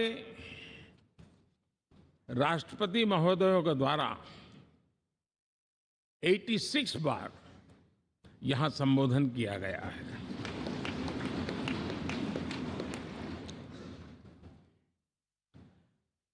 बीते 7 दशकों में जो भी साथी इन जिम्मेवारियों से गुजरे हैं, जिम्मेवारियों को संभाली है, अनेक कानूनों, अनेक संशोधन और अनेक सुधारों का हिस्सा रहे हैं। अभी तक लोकसभा और राज्यसभा ने मिलकर करीब करीब 4000 से अधिक कानून पास किए हैं।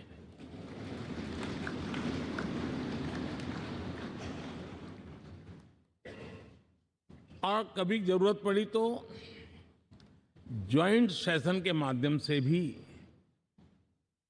कानून पारित करने की दिशा में रणनीति बनानी पड़ी और उसके तहत भी दहेज रोकथाम कानून हो, बैंकिंग सर्विस कमीशन बिल हो, आतंक से लड़ने के लिए कानून हो, ये संयुक्त सत्र में पास किए गए हैं, इसी गृह में पास किए गए।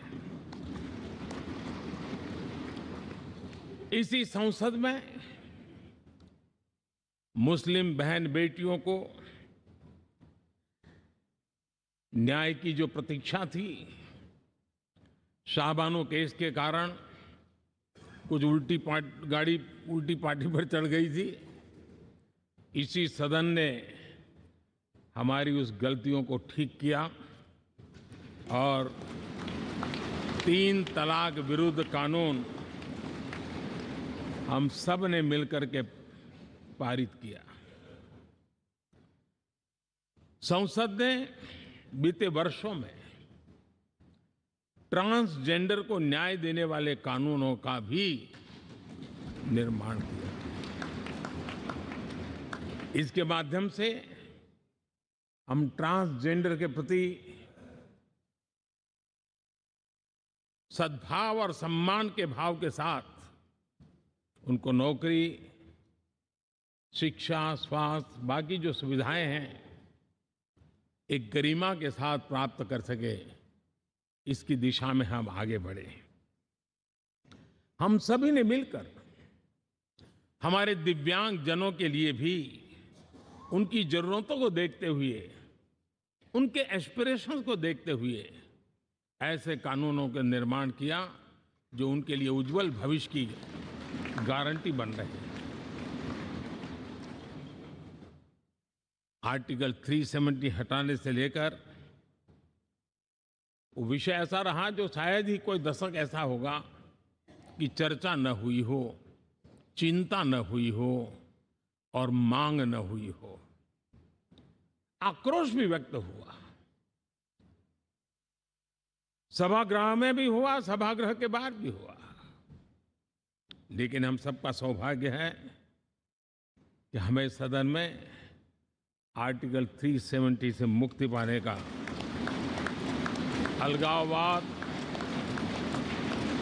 आतंकवाद के खिलाफ लड़ाई लड़ने का एक बड़ा महत्वपूर्ण कदम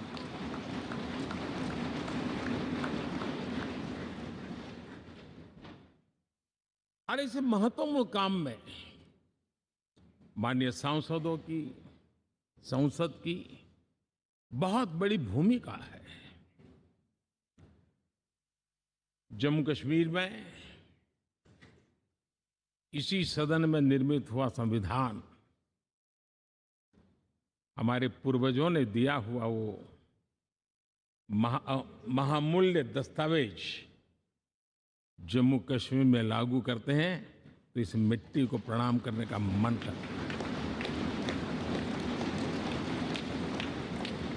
आज जम्मू और कश्मीर शांति और विकास के रास्ते पर चलने के लिए प्रतिबद्ध हुआ है और नए उमंग, नए उत्साह, नए संकल्प के साथ जम्मू कश्मीर के लोग आगे बढ़ने का कोई मौका अब छोड़ना नहीं चाहते हैं। ये दिखाता है कि संसद के सदस्यों ने मिलकर के संसद के भवन में कितने महत्वपूर्ण काम किए हैं। माननीय सांसदगण, लाल किले से मैंने कहा था यही समय है, सही समय है।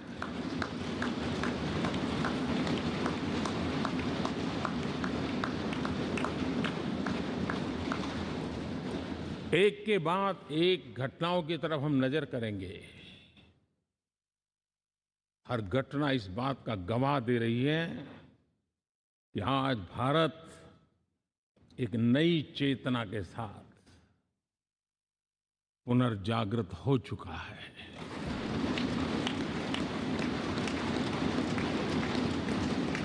भारत नई ऊर्जा से भर चुका है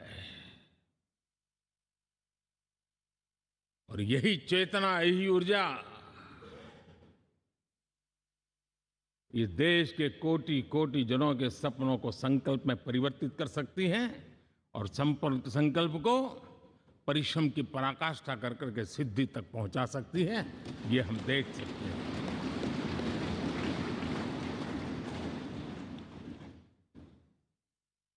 और मेरा विश्वास है देश जिस दिशा में चल पड़ा है, इच्छित परिणाम अवश्य प्राप्त होंगे।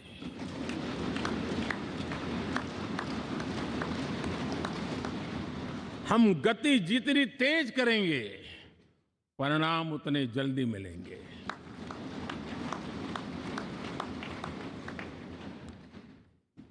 आज भारत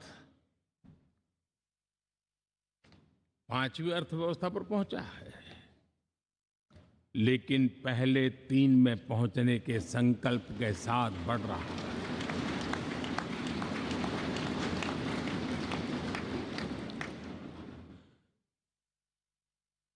और मैं जिस स्थान पर बैठा हूं, जो जानकारियां प्राप्त होती है उसके आधार पर विश्व के गणमान्य लोगों से बातचीत करता हूं, उसके आधार पर मैं बड़े विश्वास से कह रहा हूं, हम में से कुछ लोगों की निराशा हो सकती है, लेकिन दुनिया आश्वस्त है कि भारत टॉप 3 में पहुंच के रहेगा।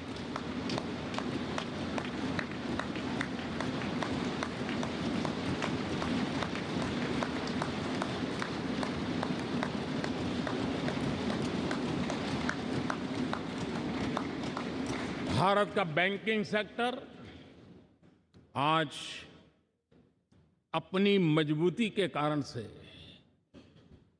फिर एक बार दुनिया में सकारात्मक चर्चा का केंद्र बना हुआ है।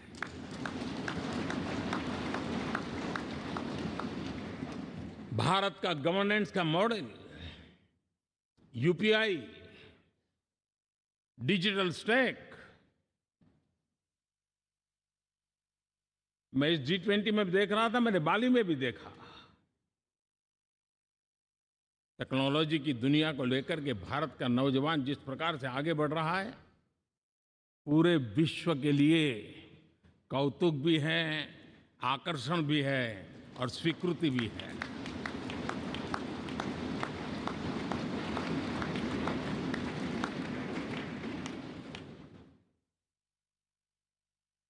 हम सब उस ऐसे कालखंड में हैं, मैं कहूंगा हम लोग एक भाग्यवान लोग हैं। ऐसी भाग्यवान समय में हमें कुछ दायित्व निभाने का अवसर आया है और हमारा सबसे बड़ा भाग्य है कि आज इंडियन एस्पिरेशंस उस ऊंचाई पर हैं जो शायद पिछले 1000 साल में नहीं रहे होंगे।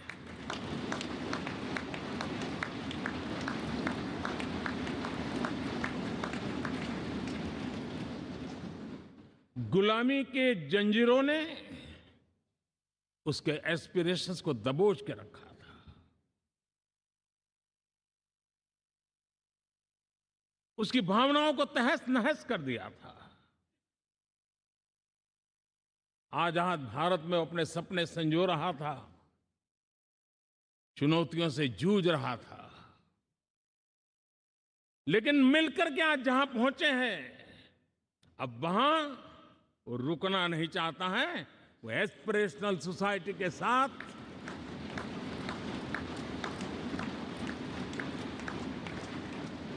नए लक्ष्य गढ़ना चाहता है।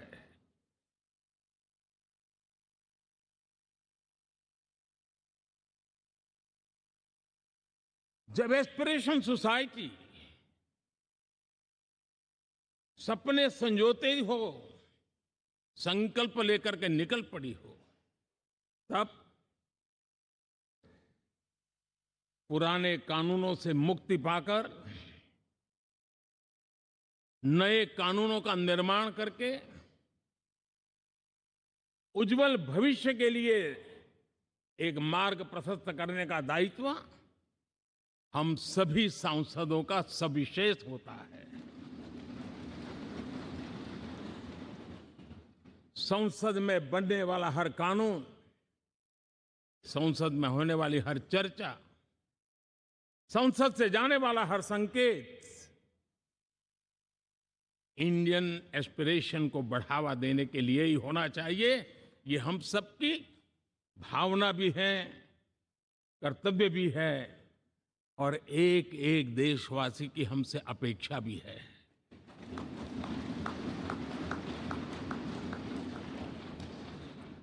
हम जो भी रिफॉर्म करें, उसके मूल में इंडियन एस्पिरेशन सबसे सर्वोच्च पद पर होना चाहिए, प्राथमिकता पर होना चाहिए।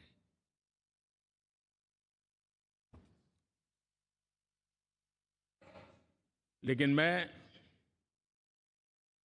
बहुत सोच समझ करके कहना चाहता हूं, क्या कभी छोटे कैनवास पर कोई बड़ा चित्र बना सकता है क्या?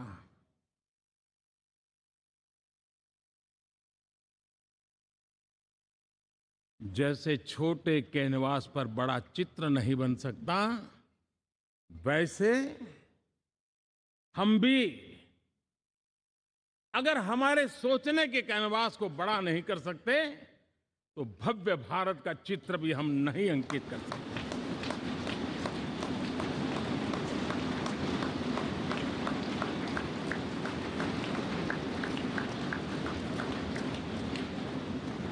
पचहत्तर साल का हमारे पास अनुभव है। हमारे पूर्वजों ने जो कुछ भी रास्ते बनाए, उससे हमने सीखा है। हमारे पास एक बहुत बड़ी विरासत है। इस विरासत के साथ अगर हमारे सपने, हमारे संकल्प जुड़ जाए, हमारा सोचने का दायरा बदल जाए, हमारा कैनवास बड़ा हो जाए, तो हम भी उस भव्य भारत के चित्र को अंकित कर सकते हैं, उस तस्वीर का खाका खींच सकते हैं, उसमें रंग भरने का काम हम भी कर सकते हैं और आने वाली पीढ़ी को वो भव्य दिव्य मां भारती के हम उनको सुपुर्द कर सकते हैं। दोस्तों, अमृतकाल के 25 वर्षों में भारत को अब बड़े कैनवास पर काम करना ही होगा। अब हमारे लिए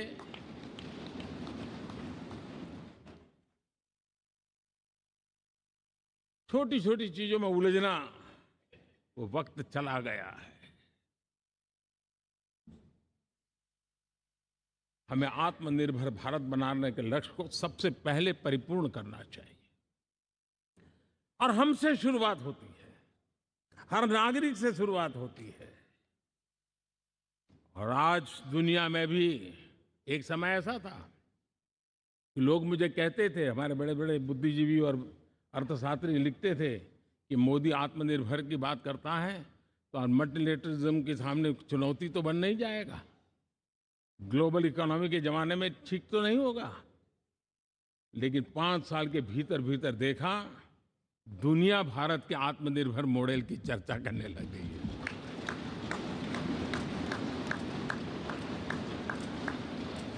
और कौन हिंदुस्तानी नहीं चाहेगा कि डिफेंस सेक्टर में आत्मनिर्भर हो, एनर्जी सेक्टर में हम आत्मनिर्भर हो, एडिबल ऑयल,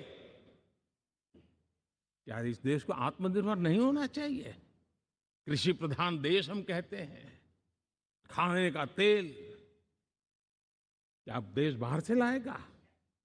बहुत समय की मांग है कि हमें आत्मनिर्भर भारत को संकल्प को पूरा करना, ये हम सबका दायित्व है। उसमें दल आड़े नहीं आते हैं, सिर्फ दिल चाहिए, देश के लिए चाहिए।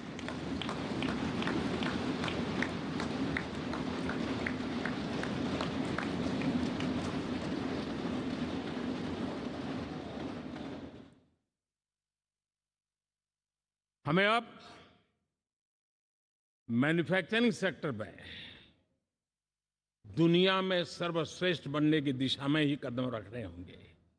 और मैंने एक बार लाल किले से कहा था, जीरो डिफेक्ट जीरो इफेक्ट। हमारे प्रोडक्ट में कोई डिफेक्ट ना हो, हमारी प्रक्रिया में पर्यावरण पर कोई इफेक्ट ना हो, ऐसा जीरो डिफेक्ट जीरो इफेक्ट वाला हमें दुनिया के सामने मैन्युफैक्चरिंग क्षेत्र में जाना हो। हमारे डिजाइनर, हमारे यहाँ निर्माण हो रही डिजाइन्स, हमारे सॉफ्टवेयर, हमारे एग्रीकल्चर प्रोडक्ट्स, हमारे हस्तशिल्प, हर क्षेत्र में अब हमें वैश्विक मापदंडों को पार करने के इरादे से ही चलना चाहिए, तब जाकर के विश्व के अंदर हम अपना झंडा फहरा सकते हैं। मेरे गांव में मेरा सबसे अच्छा माल हो, इतनी बात नहीं चलेगी। मेरे राज्य में मेरा सबसे अच्छा प्रोडक्ट नहीं चलेगा, मेरे देश में मेरा सबसे अच्छा प्रोडक्ट नहीं चलेगा, दुनिया में मेरा प्रोडक्ट सबसे अच्छा होगा, ये भाव हमें पैदा होगा।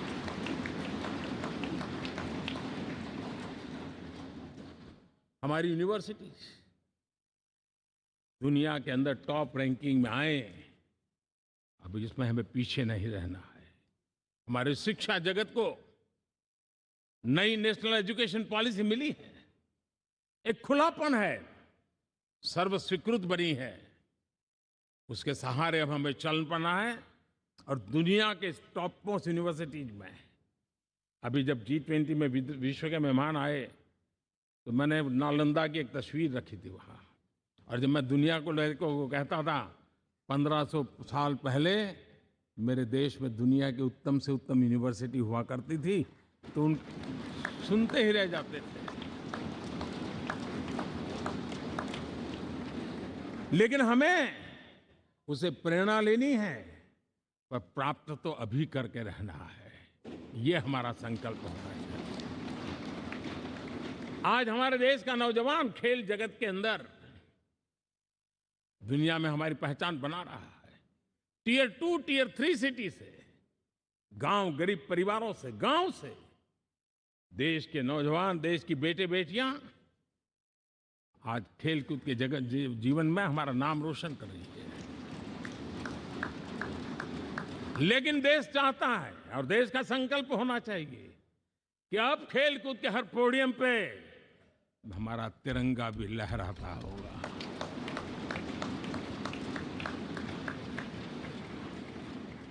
हमें अब पूरा हमारा दिमाग क्वालिटी पर फोकस करना ही होगा, ताकि हम विश्व की आशा अपेक्षाओं के अनुकूल और भारत के सामान्य मानव के जीवन में भी क्वालिटी ऑफ लाइफ के प्रति जो एस्पिरेशन बढ़ा है उसको हम एड्रेस कर पाए।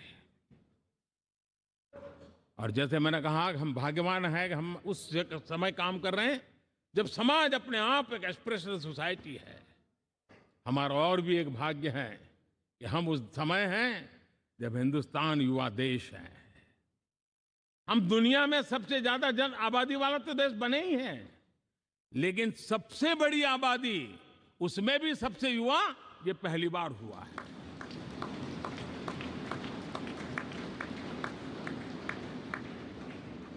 जिस देश के पास ये युवा शक्ति हो, युवा सामर्थ्य हो, तब हमें उसकी टैलेंट पे भरोसा है, हमें उसकी संकल्प शक्ति पे भरोसा है, उसकी साहस में हमें भरोसा है। और इसलिए हम चाहते हैं कि दुनिया में भारत का युवा अग्रिम पंक्ति में नजर आना चाहिए, वो स्थिति पैदा होनी चाहिए। आज पूरी दुनिया को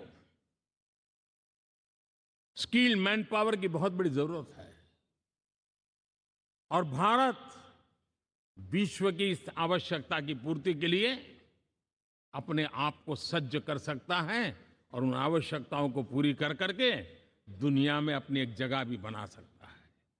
और इसलिए विश्व में उनकी आवश्यकता के लिए किस प्रकार के मैन पावर की जरूरत है, किस प्रकार के उनको ह्यूमन रिसोर्स की जरूरत है, उस स्किल मैपिंग का काम भी चल रहा है और उस स्किल मैपिंग के अनुसार भारत के अंदर स्किल डेवलपमेंट की तरफ हम बल दे रहे हैं। और जितना ज्यादा हम स्किल डेवलपमेंट पर बल देंगे, भारत के नौजवानों का सामर्थ्य विश्व में अपना डंका बजाने में कोई कमी नहीं रखेगा। और हिंदुस्तानी जहां गया है उसने अच्छाई की छाप छोड़ी है, कुछ कर गुजरने की छाप छोड़ी है। ये सामर्थ्य हमारे अंदर पहले से पड़ा हुआ है और हमारे पहले जो लोग गए हैं उन्होंने इससे छवि भी बना के रखी हुई है। आपने देखा होगा पिछले दिनों करीब 150 नर्सिंग कॉलेज एक साथ खोलने का निर्णय किया। पूरे दुनिया में बहुत बड़ी रिक्वायरमेंट है नर्सिंग की। हमारी बहन, हमारी बेटियां, हमारे बेटे उस क्षेत्र में दुनिया में पहुंच सकते हैं, आसानी से पहुंच सकते हैं। पूरे विश्व की जरूरत है और ये तो मानवता का काम है जिसमें हम पीछे नहीं रहेंगे। आज मेडिकल कॉलेजेस का इतना व्यापक रूप से निर्माण देश की आवश्यकता तो पूरी करनी ही करनी है, दुनिया की आवश्यकताओं में भी योगदान दे सकते हैं। कहने का तात्पर्य यही है, हर छोटी चीज पर बारीकी से ध्यान देते हुए, उस पर अपना ध्यान केंद्रित करते हुए हमें आगे बढ़ना है। हमें भविष्य के लिए सही समय पर सही फैसले भी लेने होते हैं। हम फैसलों को टाल नहीं सकते। हम राजनीतिक लाभ नुकसान के गणा भाग के अंदर अपने आप को बंधित नहीं बना सकते हैं। हमें तो देश के एस्पिरेशन के लिए हिम्मत के साथ नए निर्णय करने होते हैं। आज सोलर पावर के सफल मूवमेंट्स हमारी भावी पीढ़ी के लिए एनर्जी क्राइसिस से मुक्ति की गारंटी दे रहा है।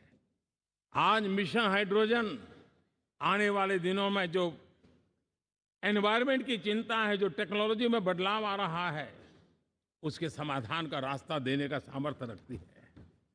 आज हमारा सेमीकंडक्टर जिस प्रकार से जीवन चलाने में हमारे हृदय की ज़रूरत रहती है, वैसे ही आज हमारी टेक्नोलॉजी चिप्स के बिना चल नहीं सकती और सेमीकंडक्टर उसके लिए बहुत अनिवार्य हैं। उस दिशा में हम आगे जा कर के इलेक्ट्रॉनिक मैन्युफैक्चरिंग में कोई रुकावट ना आए और जीवन कहीं अटक न जाए, उसके लिए एक बहुत बड़ी मात्रा में हम काम कर रहे हैं।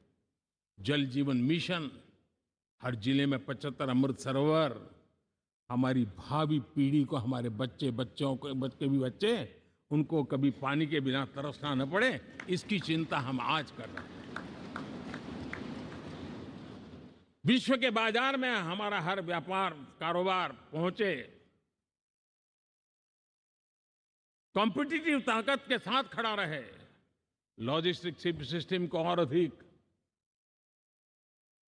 कम खर्च वाला बनाना, एफिशिएंट बनाना, उस दिशा में हम बहुत नीतियां लेकर के चल रहे हैं। आज समय की मांग है कि भारत का एक ऐसा भारत के हम निर्माण करें। नॉलेज, इनोवेशन, ये समय की मांग है और दुनिया में हमें अग्रिम पंक्ति में जाने का ये रास्ता भी है। और इसीलिए पिछले हमने समय नेशनल एजुकेशन पॉलिसी के साथ साथ टेक्नोलॉजी के बढ़ावे के लिए हमने रिसर्च और इनोवेशन का एक कानून भी पारित किया है, ताकि हमारे देश के नौजवानों को इस इनोवेशन के और चंद्रयान 3 की सफलता के बाद देश के नौजवानों के मन में विज्ञान की तरफ आकर्षण बढ़ रहा है। हमें मौका गंवाना नहीं है। हमारी युवा पीढ़ी को हमने रिसर्च और इनोवेशन के लिए पूरे अवसर देने हैं और इस इकोसिस्टम को बनाने के लिए हमने एक उज्जवल भविष्य के निर्माण की नींव रखी है। आदरणीय बंधुगण, सामाजिक न्याय ये हमारी पहली शर्त है। बिना सामाजिक न्याय, बिना संतुलन, बिना समभाव, बिना समत्व हम इच्छित परिणामों को घर के भीतर प्राप्त नहीं कर सकते। लेकिन सामाजिक न्याय की चर्चा बहुत सीमित बन के रह गई। हमें उसको व्यापक रूप में देखना होगा। हम किसी गरीब को कोई सुविधा दें, किसी समाज में दबे कुचले व्यक्ति को कोई सुविधा दें, वो तो सामाजिक न्याय की एक प्रक्रिया है। लेकिन उसके घर तक पक्की सड़क बन जाए ना, वो भी सामाजिक न्याय के लिए उसको मजबूती देती है। उसके घर के नजदीक में बच्चों के लिए अगर स्कूल खुल जाए तो वो भी उसको सामाजिक न्याय की मजबूती देती है। उसको बिना खर्च अगर आरोग्य में समय की जरूरत पड़े वो मिले, तब जाकर के सामाजिक न्याय की मजबूती मिलती है। और इसलिए जिस प्रकार से समाज व्यवस्था में सामाजिक न्याय जरूरत है, वैसा ही राष्ट्र व्यवस्था में सामाजिक न्याय की आवश्यकता है। अब देश का कोई हिस्सा पीछे रह जाए, अविकसित रह जाए, ये भी सामाजिक न्याय के खिलाफ है। दुर्भाग्य से देश का पूर्वी इलाका, भारत का पूर्वी भाग जो समृद्धि से भरा हुआ है, लेकिन वहां के नौजवानों को रोजगार के लिए दूसरे इलाके में जाना पड़ रहा है। ये स्थिति हमें बदलनी है। हमारे देश के उस पूर्वी भाव को, इलाका को समृद्ध बना करके सामाजिक न्याय की मजबूती भी हमने देनी है। असंतुलित विकास, शरीर कितना भी स्वस्थ क्यों न हो, लेकिन एक उंगली को भी अगर लकवा मार गया है तो शरीर स्वस्थ नहीं माना जाता है। भारत कितना ही समृद्ध हो, लेकिन कोई अंग उसका दुर्बल रह जाए तो भारत समृद्धि में पीछे है, मानना पड़ेगा। और इसलिए हम सर्वांगीण विकास के पक्ष में, सामाजिक न्याय की उस ऊंचाई को प्राप्त करने के पक्ष में, दिशा में हमें आगे बढ़ना है। चाहे पूर्वी भारत हो, चाहे नॉर्थ ईस्ट हो, हमें उन चीजों को प्राप्त करना। और उसी लिए जो रणनीति कितनी सफल हुई है, 100 एस्पिरेशनल डिस्ट्रिक्ट पर विशेष काम किया, नौजवान अफसरों को लगाया गया, एक स्ट्रेटेजी बनाई गई। आज दुनिया उस मॉडल की चर्चा कर रही है और आज 100 डिस्ट्रिक्ट देश के कोने कोने में जो पीछे माने जाते थे, उसको बोझ मान लिया गया था। आज स्थिति ये बनी है कि वो 100 डिस्ट्रिक्ट अपने अपने राज्य में लीड कर रहे हैं, राज्य की एवरेज से भी ऊपर जा रहे हैं। और इस सफलता को देख करके सामाजिक न्याय की इस भावना को मजबूत करते हुए 100 डिस्ट्रिक्ट में से आगे बढ़ करके अब जमीनी स्तर पर ले जाने के लिए 500 ब्लॉक तक उनको एस्पिरेशनल डिस्ट्रिक्ट ब्लॉक के नाते आइडेंटिफाई करके उसको मजबूती करने देने का काम चल रहा है। और मुझे विश्वास है ये एस्पिरेशनल ब्लॉक्स हैं वो एक विकास का नया मॉडल बनने वाले हैं। वो एक प्रकार से देश के विकास के एक नए ऊर्जा केंद्र बनने की संभावना रखते हैं और उस दिशा में भी हम आगे बढ़ रहे हैं। माननीय सांसदगण, आज विश्व की नजर भारत पर है। शीत युद्ध के समय हमारी पहचान कूटनिरपेक्ष देश के रूप में रही। उस समय की जो जरूरत थी, उसके जो लाभ होने थे, उस समय से हम गुजरे हैं। लेकिन अब भारत का स्थान कुछ और बना है और इसलिए उस समय कूटनिरपेक्ष की अवस्था आवश्यक होगी। आज हम उस नीति को लेकर के चल रहे हैं, जिस नीति को अगर हमें पहचानना है तो विश्व मित्र के रूप में हम आगे बढ़ रहे हैं। हम दुनिया से मित्रता कर रहे हैं, दुनिया हमारे में मित्र खोज रही है। ये शायद विश्व में एक भारत ने और दूरी नहीं, हो सके उतनी निकटता, उस रास्ते पर चल करके भी हम अपने विश्व मित्र के रूप में भाव आज सफलतापूर्वक आगे बढ़ा रहे हैं। और मुझे लगता है कि इसका लाभ आज भारत को हो रहा है। भारत आज दुनिया के लिए एक स्टेबल सप्लाई चेन के रूप में उभर रहा है और आज विश्व की ये जरूरत है और उस आवश्यकता की पूर्ति करने का काम G20 में भारत ग्लोबल साउथ के आवाज बनकर के उभरा है। ये बीज G20 समिट में जो बीज बोया गया है, मेरे देशवासी आने वाले समय देखेंगे कि वो ऐसा वटवृक्ष बनने वाला है, ऐसा वटवृक्ष बनने वाला है, विश्वास का ऐसा वटवृक्ष बनने वाला है जिसकी साया में आने वाली पीढ़ियां सदियों तक एक गर्व के साथ अपना सीना तान करके खड़ी रहेगी। ये मुझे विश्वास है।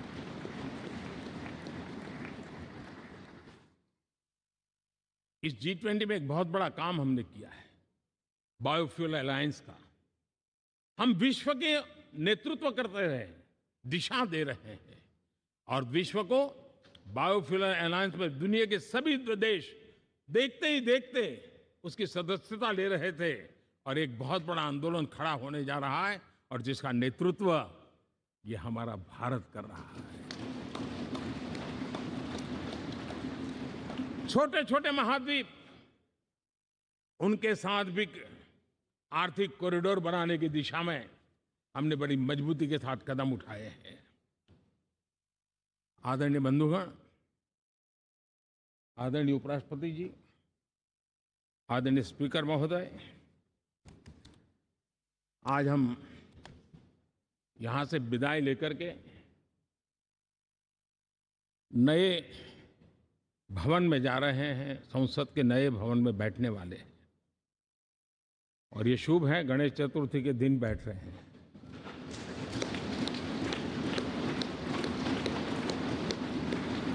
लेकिन मैं एक आप दोनों महानुभावों को एक प्रार्थना कर रहा हूं, एक विचार आपके सामने रख रहा हूं। मैं आशा करता हूं कि आप दोनों मिलकर के उस विचार पर जहां भी जरूरत पड़े मंथन करके कुछ निर्णय अवश्य कीजिए। और मेरी प्रार्थना है, मेरा सुझाव है कि अब हम जब नए सदन में जा रहे हैं तब इसकी गरिमा कभी भी कम नहीं होनी चाहिए।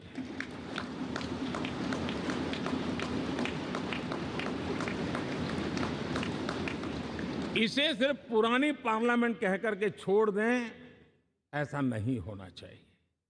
और इसलिए मेरी प्रार्थना है कि भविष्य में अगर आप सहमति दे दोनों महानुभाव, तो इसको संविधान सदन के रूप में जाना जाए।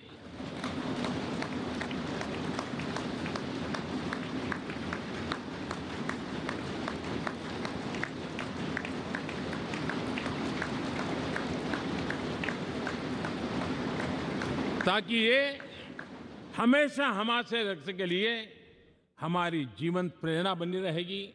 और जब संविधान सदन कहेंगे तब उन महापुरुषों का याद भी उसके साथ जुड़ जाएगी जो कभी संविधान सभा में यहाँ बैठा करते थे, गणमान्य महापुरुष बैठा करते थे। और इसलिए भावी पीढ़ी को ये तोहफा भी देने का अवसर हमें जाने नहीं देना चाहिए। मैं फिर एक बार इस पवित्र भूमि को प्रणाम करता हूँ। यहाँ पर जो तपस्या हुई है, जन कल्याण के लिए संकल्प हुए हैं, इसको परिपूर्ण करने के लिए 7 दशक से भी अधिक समय से जो पुरुषार्थ हुआ है, उन सबको प्रणाम करते हुए मैं मेरी वाणी को विराम देता हूं और नए सदन के लिए आप सबको शुभकामनाएं देता हूं। बहुत बहुत धन्यवाद।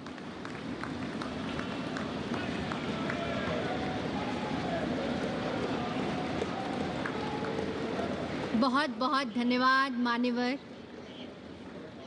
अब मेरा विनम्र निवेदन माननीय उपराष्ट्रपति जी एवं राज्यसभा सभापति श्री जगदीप धनखड़ जी से कि आप हम सभी का मार्ग प्रशस्त करें।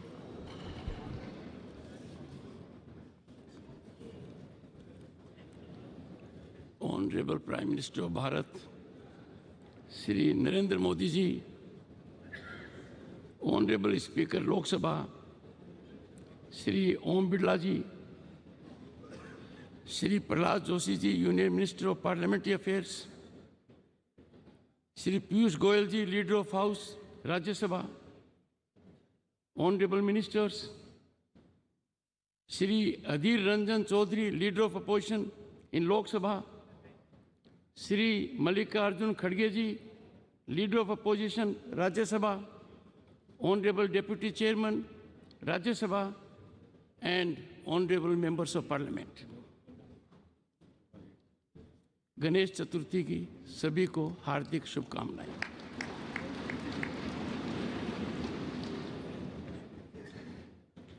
माननीय प्रधानमंत्री जी ने अचानक होमवर्क दे दिया और प्रधानमंत्री जी के बाद बोलना अपने आप में बहुत बड़ी चुनौती है। On this momentous occasion, as we stand on the threshold of adding a new chapter to the annals of our parliamentary democracy, I congratulate you all on our phenomenal rise.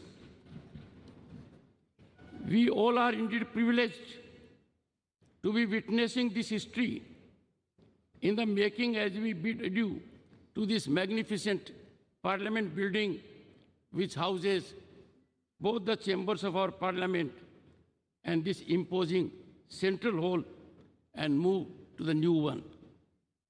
Traversing over 7-decade journey from Vidhan Sabha to the present day in Amrit Kal, these hallowed precincts have witnessed many a milestone. Honorable members, from tryst with destiny at midnight of 15th August 1947 to unfolding of innovative, impactful, forward-looking GST regime at midnight of June 30, 2047, and now this significant day. In this very central hall, the members of the Constituent Assembly embarked upon the journey to accomplish the daunting task of drafting the Constitution of India. Deliberations in the Constituent Assembly in this theatre exemplified decorum and healthy debate. Contentious issues were negotiated in a spirit of consensus with scholarly debate and spirited deliberations. Honorable members, we all need to emulate the exemplary conduct of our founding fathers. The new building of Parliament, a testament to dawn of Atmanirbhar Bharat, is much beyond an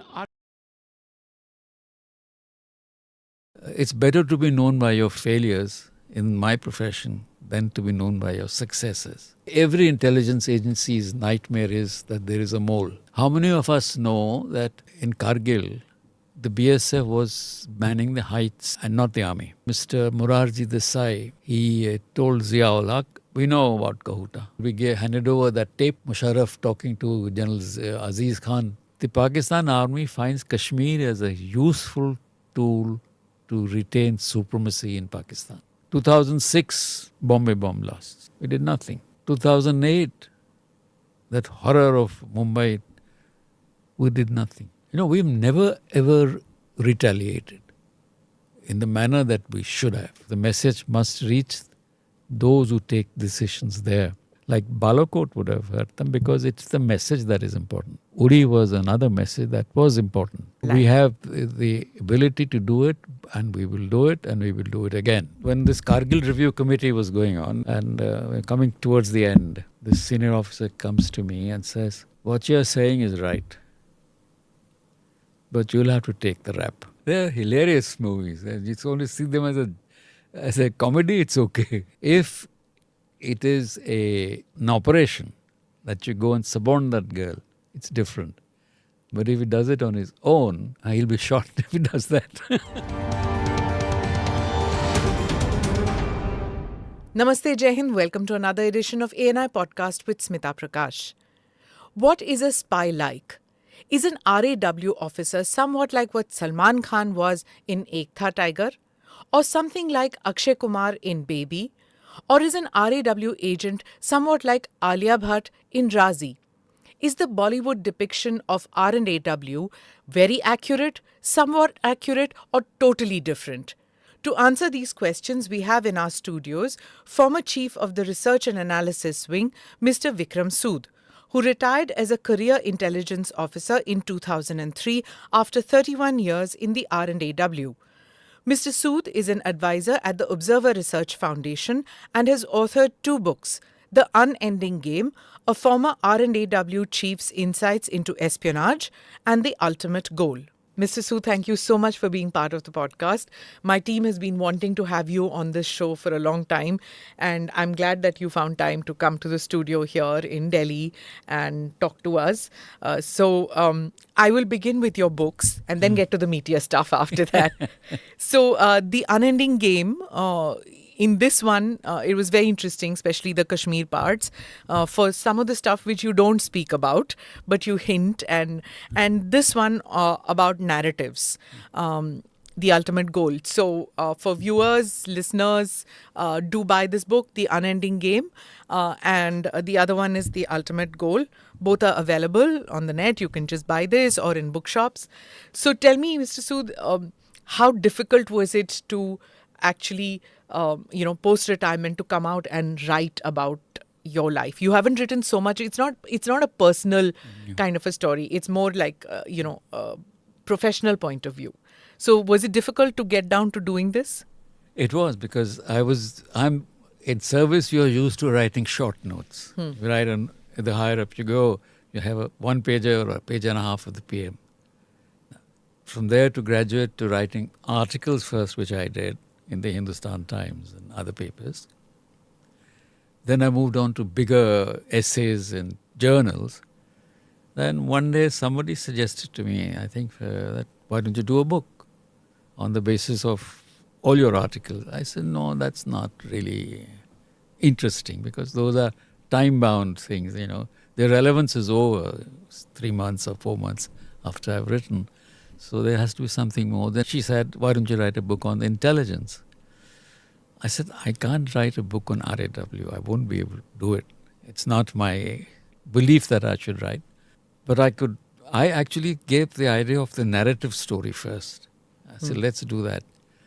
Then she said, no, I don't think we should do a book which is based on your forte, on your expertise, on your knowledge. So then I thought of the Unending Game, where I would talk of intelligence as a concept, as a profession, and a good profession, but not talk about RAW really, except when it is relevant to us, to the chapter or to the topic. I've attended book events. I've even co-hosted one of the events for the Unending Game, and I attended one of your book events on the ultimate goal. I've also heard you speaking in Washington, D.C. at the Heritage Foundation, and I've always found that you rarely speak about your years in the RAW. You speak about intelligence as a concept, like you mentioned in your book too. So is that your training not to talk about your years in the RAW? It is. And I think it's also my personal inclination not to, you're told not to reveal secrets. You're told not to brag. Because it's better to be known by your failures in my profession than to be known by your successes. Explain that. Yeah. I tell you why. Because if we have succeeded in, let's say, breaking a terrorist ring, okay? And we're tom-tom about it. Now the other side knows that they've broken this ring. How do they know? So they do a back check. Where did they go wrong? And then the chances are they will discover that that was their weakness. We don't want them to know that this is how we got it. So if you make a mistake, people talk about it, it's all right. We take it on the jaw and move on. So I've seen that, when there is an accusation made about RAW, when there is something talk about intelligence failure or anything like that, there's no spokesperson of the RAW. Nobody comes out and says, hey, we didn't do wrong. No. Yes, we went wrong here. This is misinformation about us. Nothing like that. It just remains this shadowy thing nobody knows about. Why? It's been our custom or our system that don't engage. Because if you engage, then you're going to be having to answer more questions. The more you engage, naturally there will be cross-questioning, cross-examining sort of thing that, but this happened then and how do you relate it to this? So don't get into a dialogue and let the mystery remain. Let it remain with a question mark, then try and solve it. But, when things like Kargil Review Committee happen, when you are expected to give evidence and defend, then it's a little different. Then you have to say it more or less openly that this is what happened, this is not what happened. And how many of us know that in Kargil, the BSF was manning the heights till 1982 and not the army. LOC heights, the upper heights of north of Kargil and north of Dras. In 1982, that system was taken over by the army. But they used to pull down their troops in October and send them back in March. The BSF stayed there even when the temperature was 65 minus Celsius. Those days when the equipment wasn't what it is now. So it was very strenuous. Now, you have a Pakistan which is fretting after 1971. He is looking for something. And Musharraf must have noticed this. Or others must have noticed this.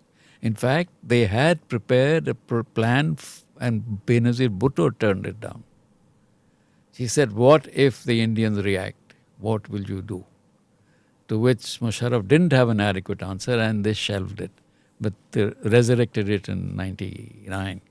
This is what General Musharraf or the Pakistani always have done, which is go in, but no plan further. No. Right? Yeah. So every war that they have fought was that कूद पड़ो, उसके बाद होगा वो देखेंगे बाद में. I mean, even if you read Musharraf's book, it's like that. It's this bravado of jumping in and somebody will take care of the mess later. Yeah. It is the sort of self-acclaimed superiority. Okay, we are Punjabi fighters. वो तो bani hai.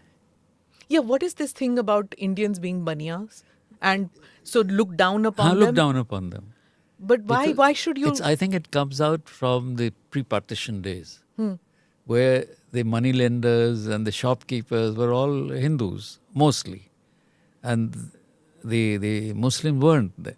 So they would in other trades and agriculture and so on and so forth. And he was the moneylender, the Mahajan, and so on and so forth. So that kind of thing is that, he's not as good as I am, but he's just lucky. He's got more money. That they are vegetarians and they are baniyas. Baniyas. This is a Therefore they don't have strength. Strength. Like we have the warrior strength. We are the warrior class. Plus that we are of Arabic descent. Arabic, and plus the British definition of the Muslim soldier as the warrior class, the military mind. So let's come back to Kargil, which you were talking about, that the BSF didn't de-induct and the army was doing that, and that is the loophole that they saw. Now, everybody knows about, or some people at least know about how when Kargil happened, we were caught off guard when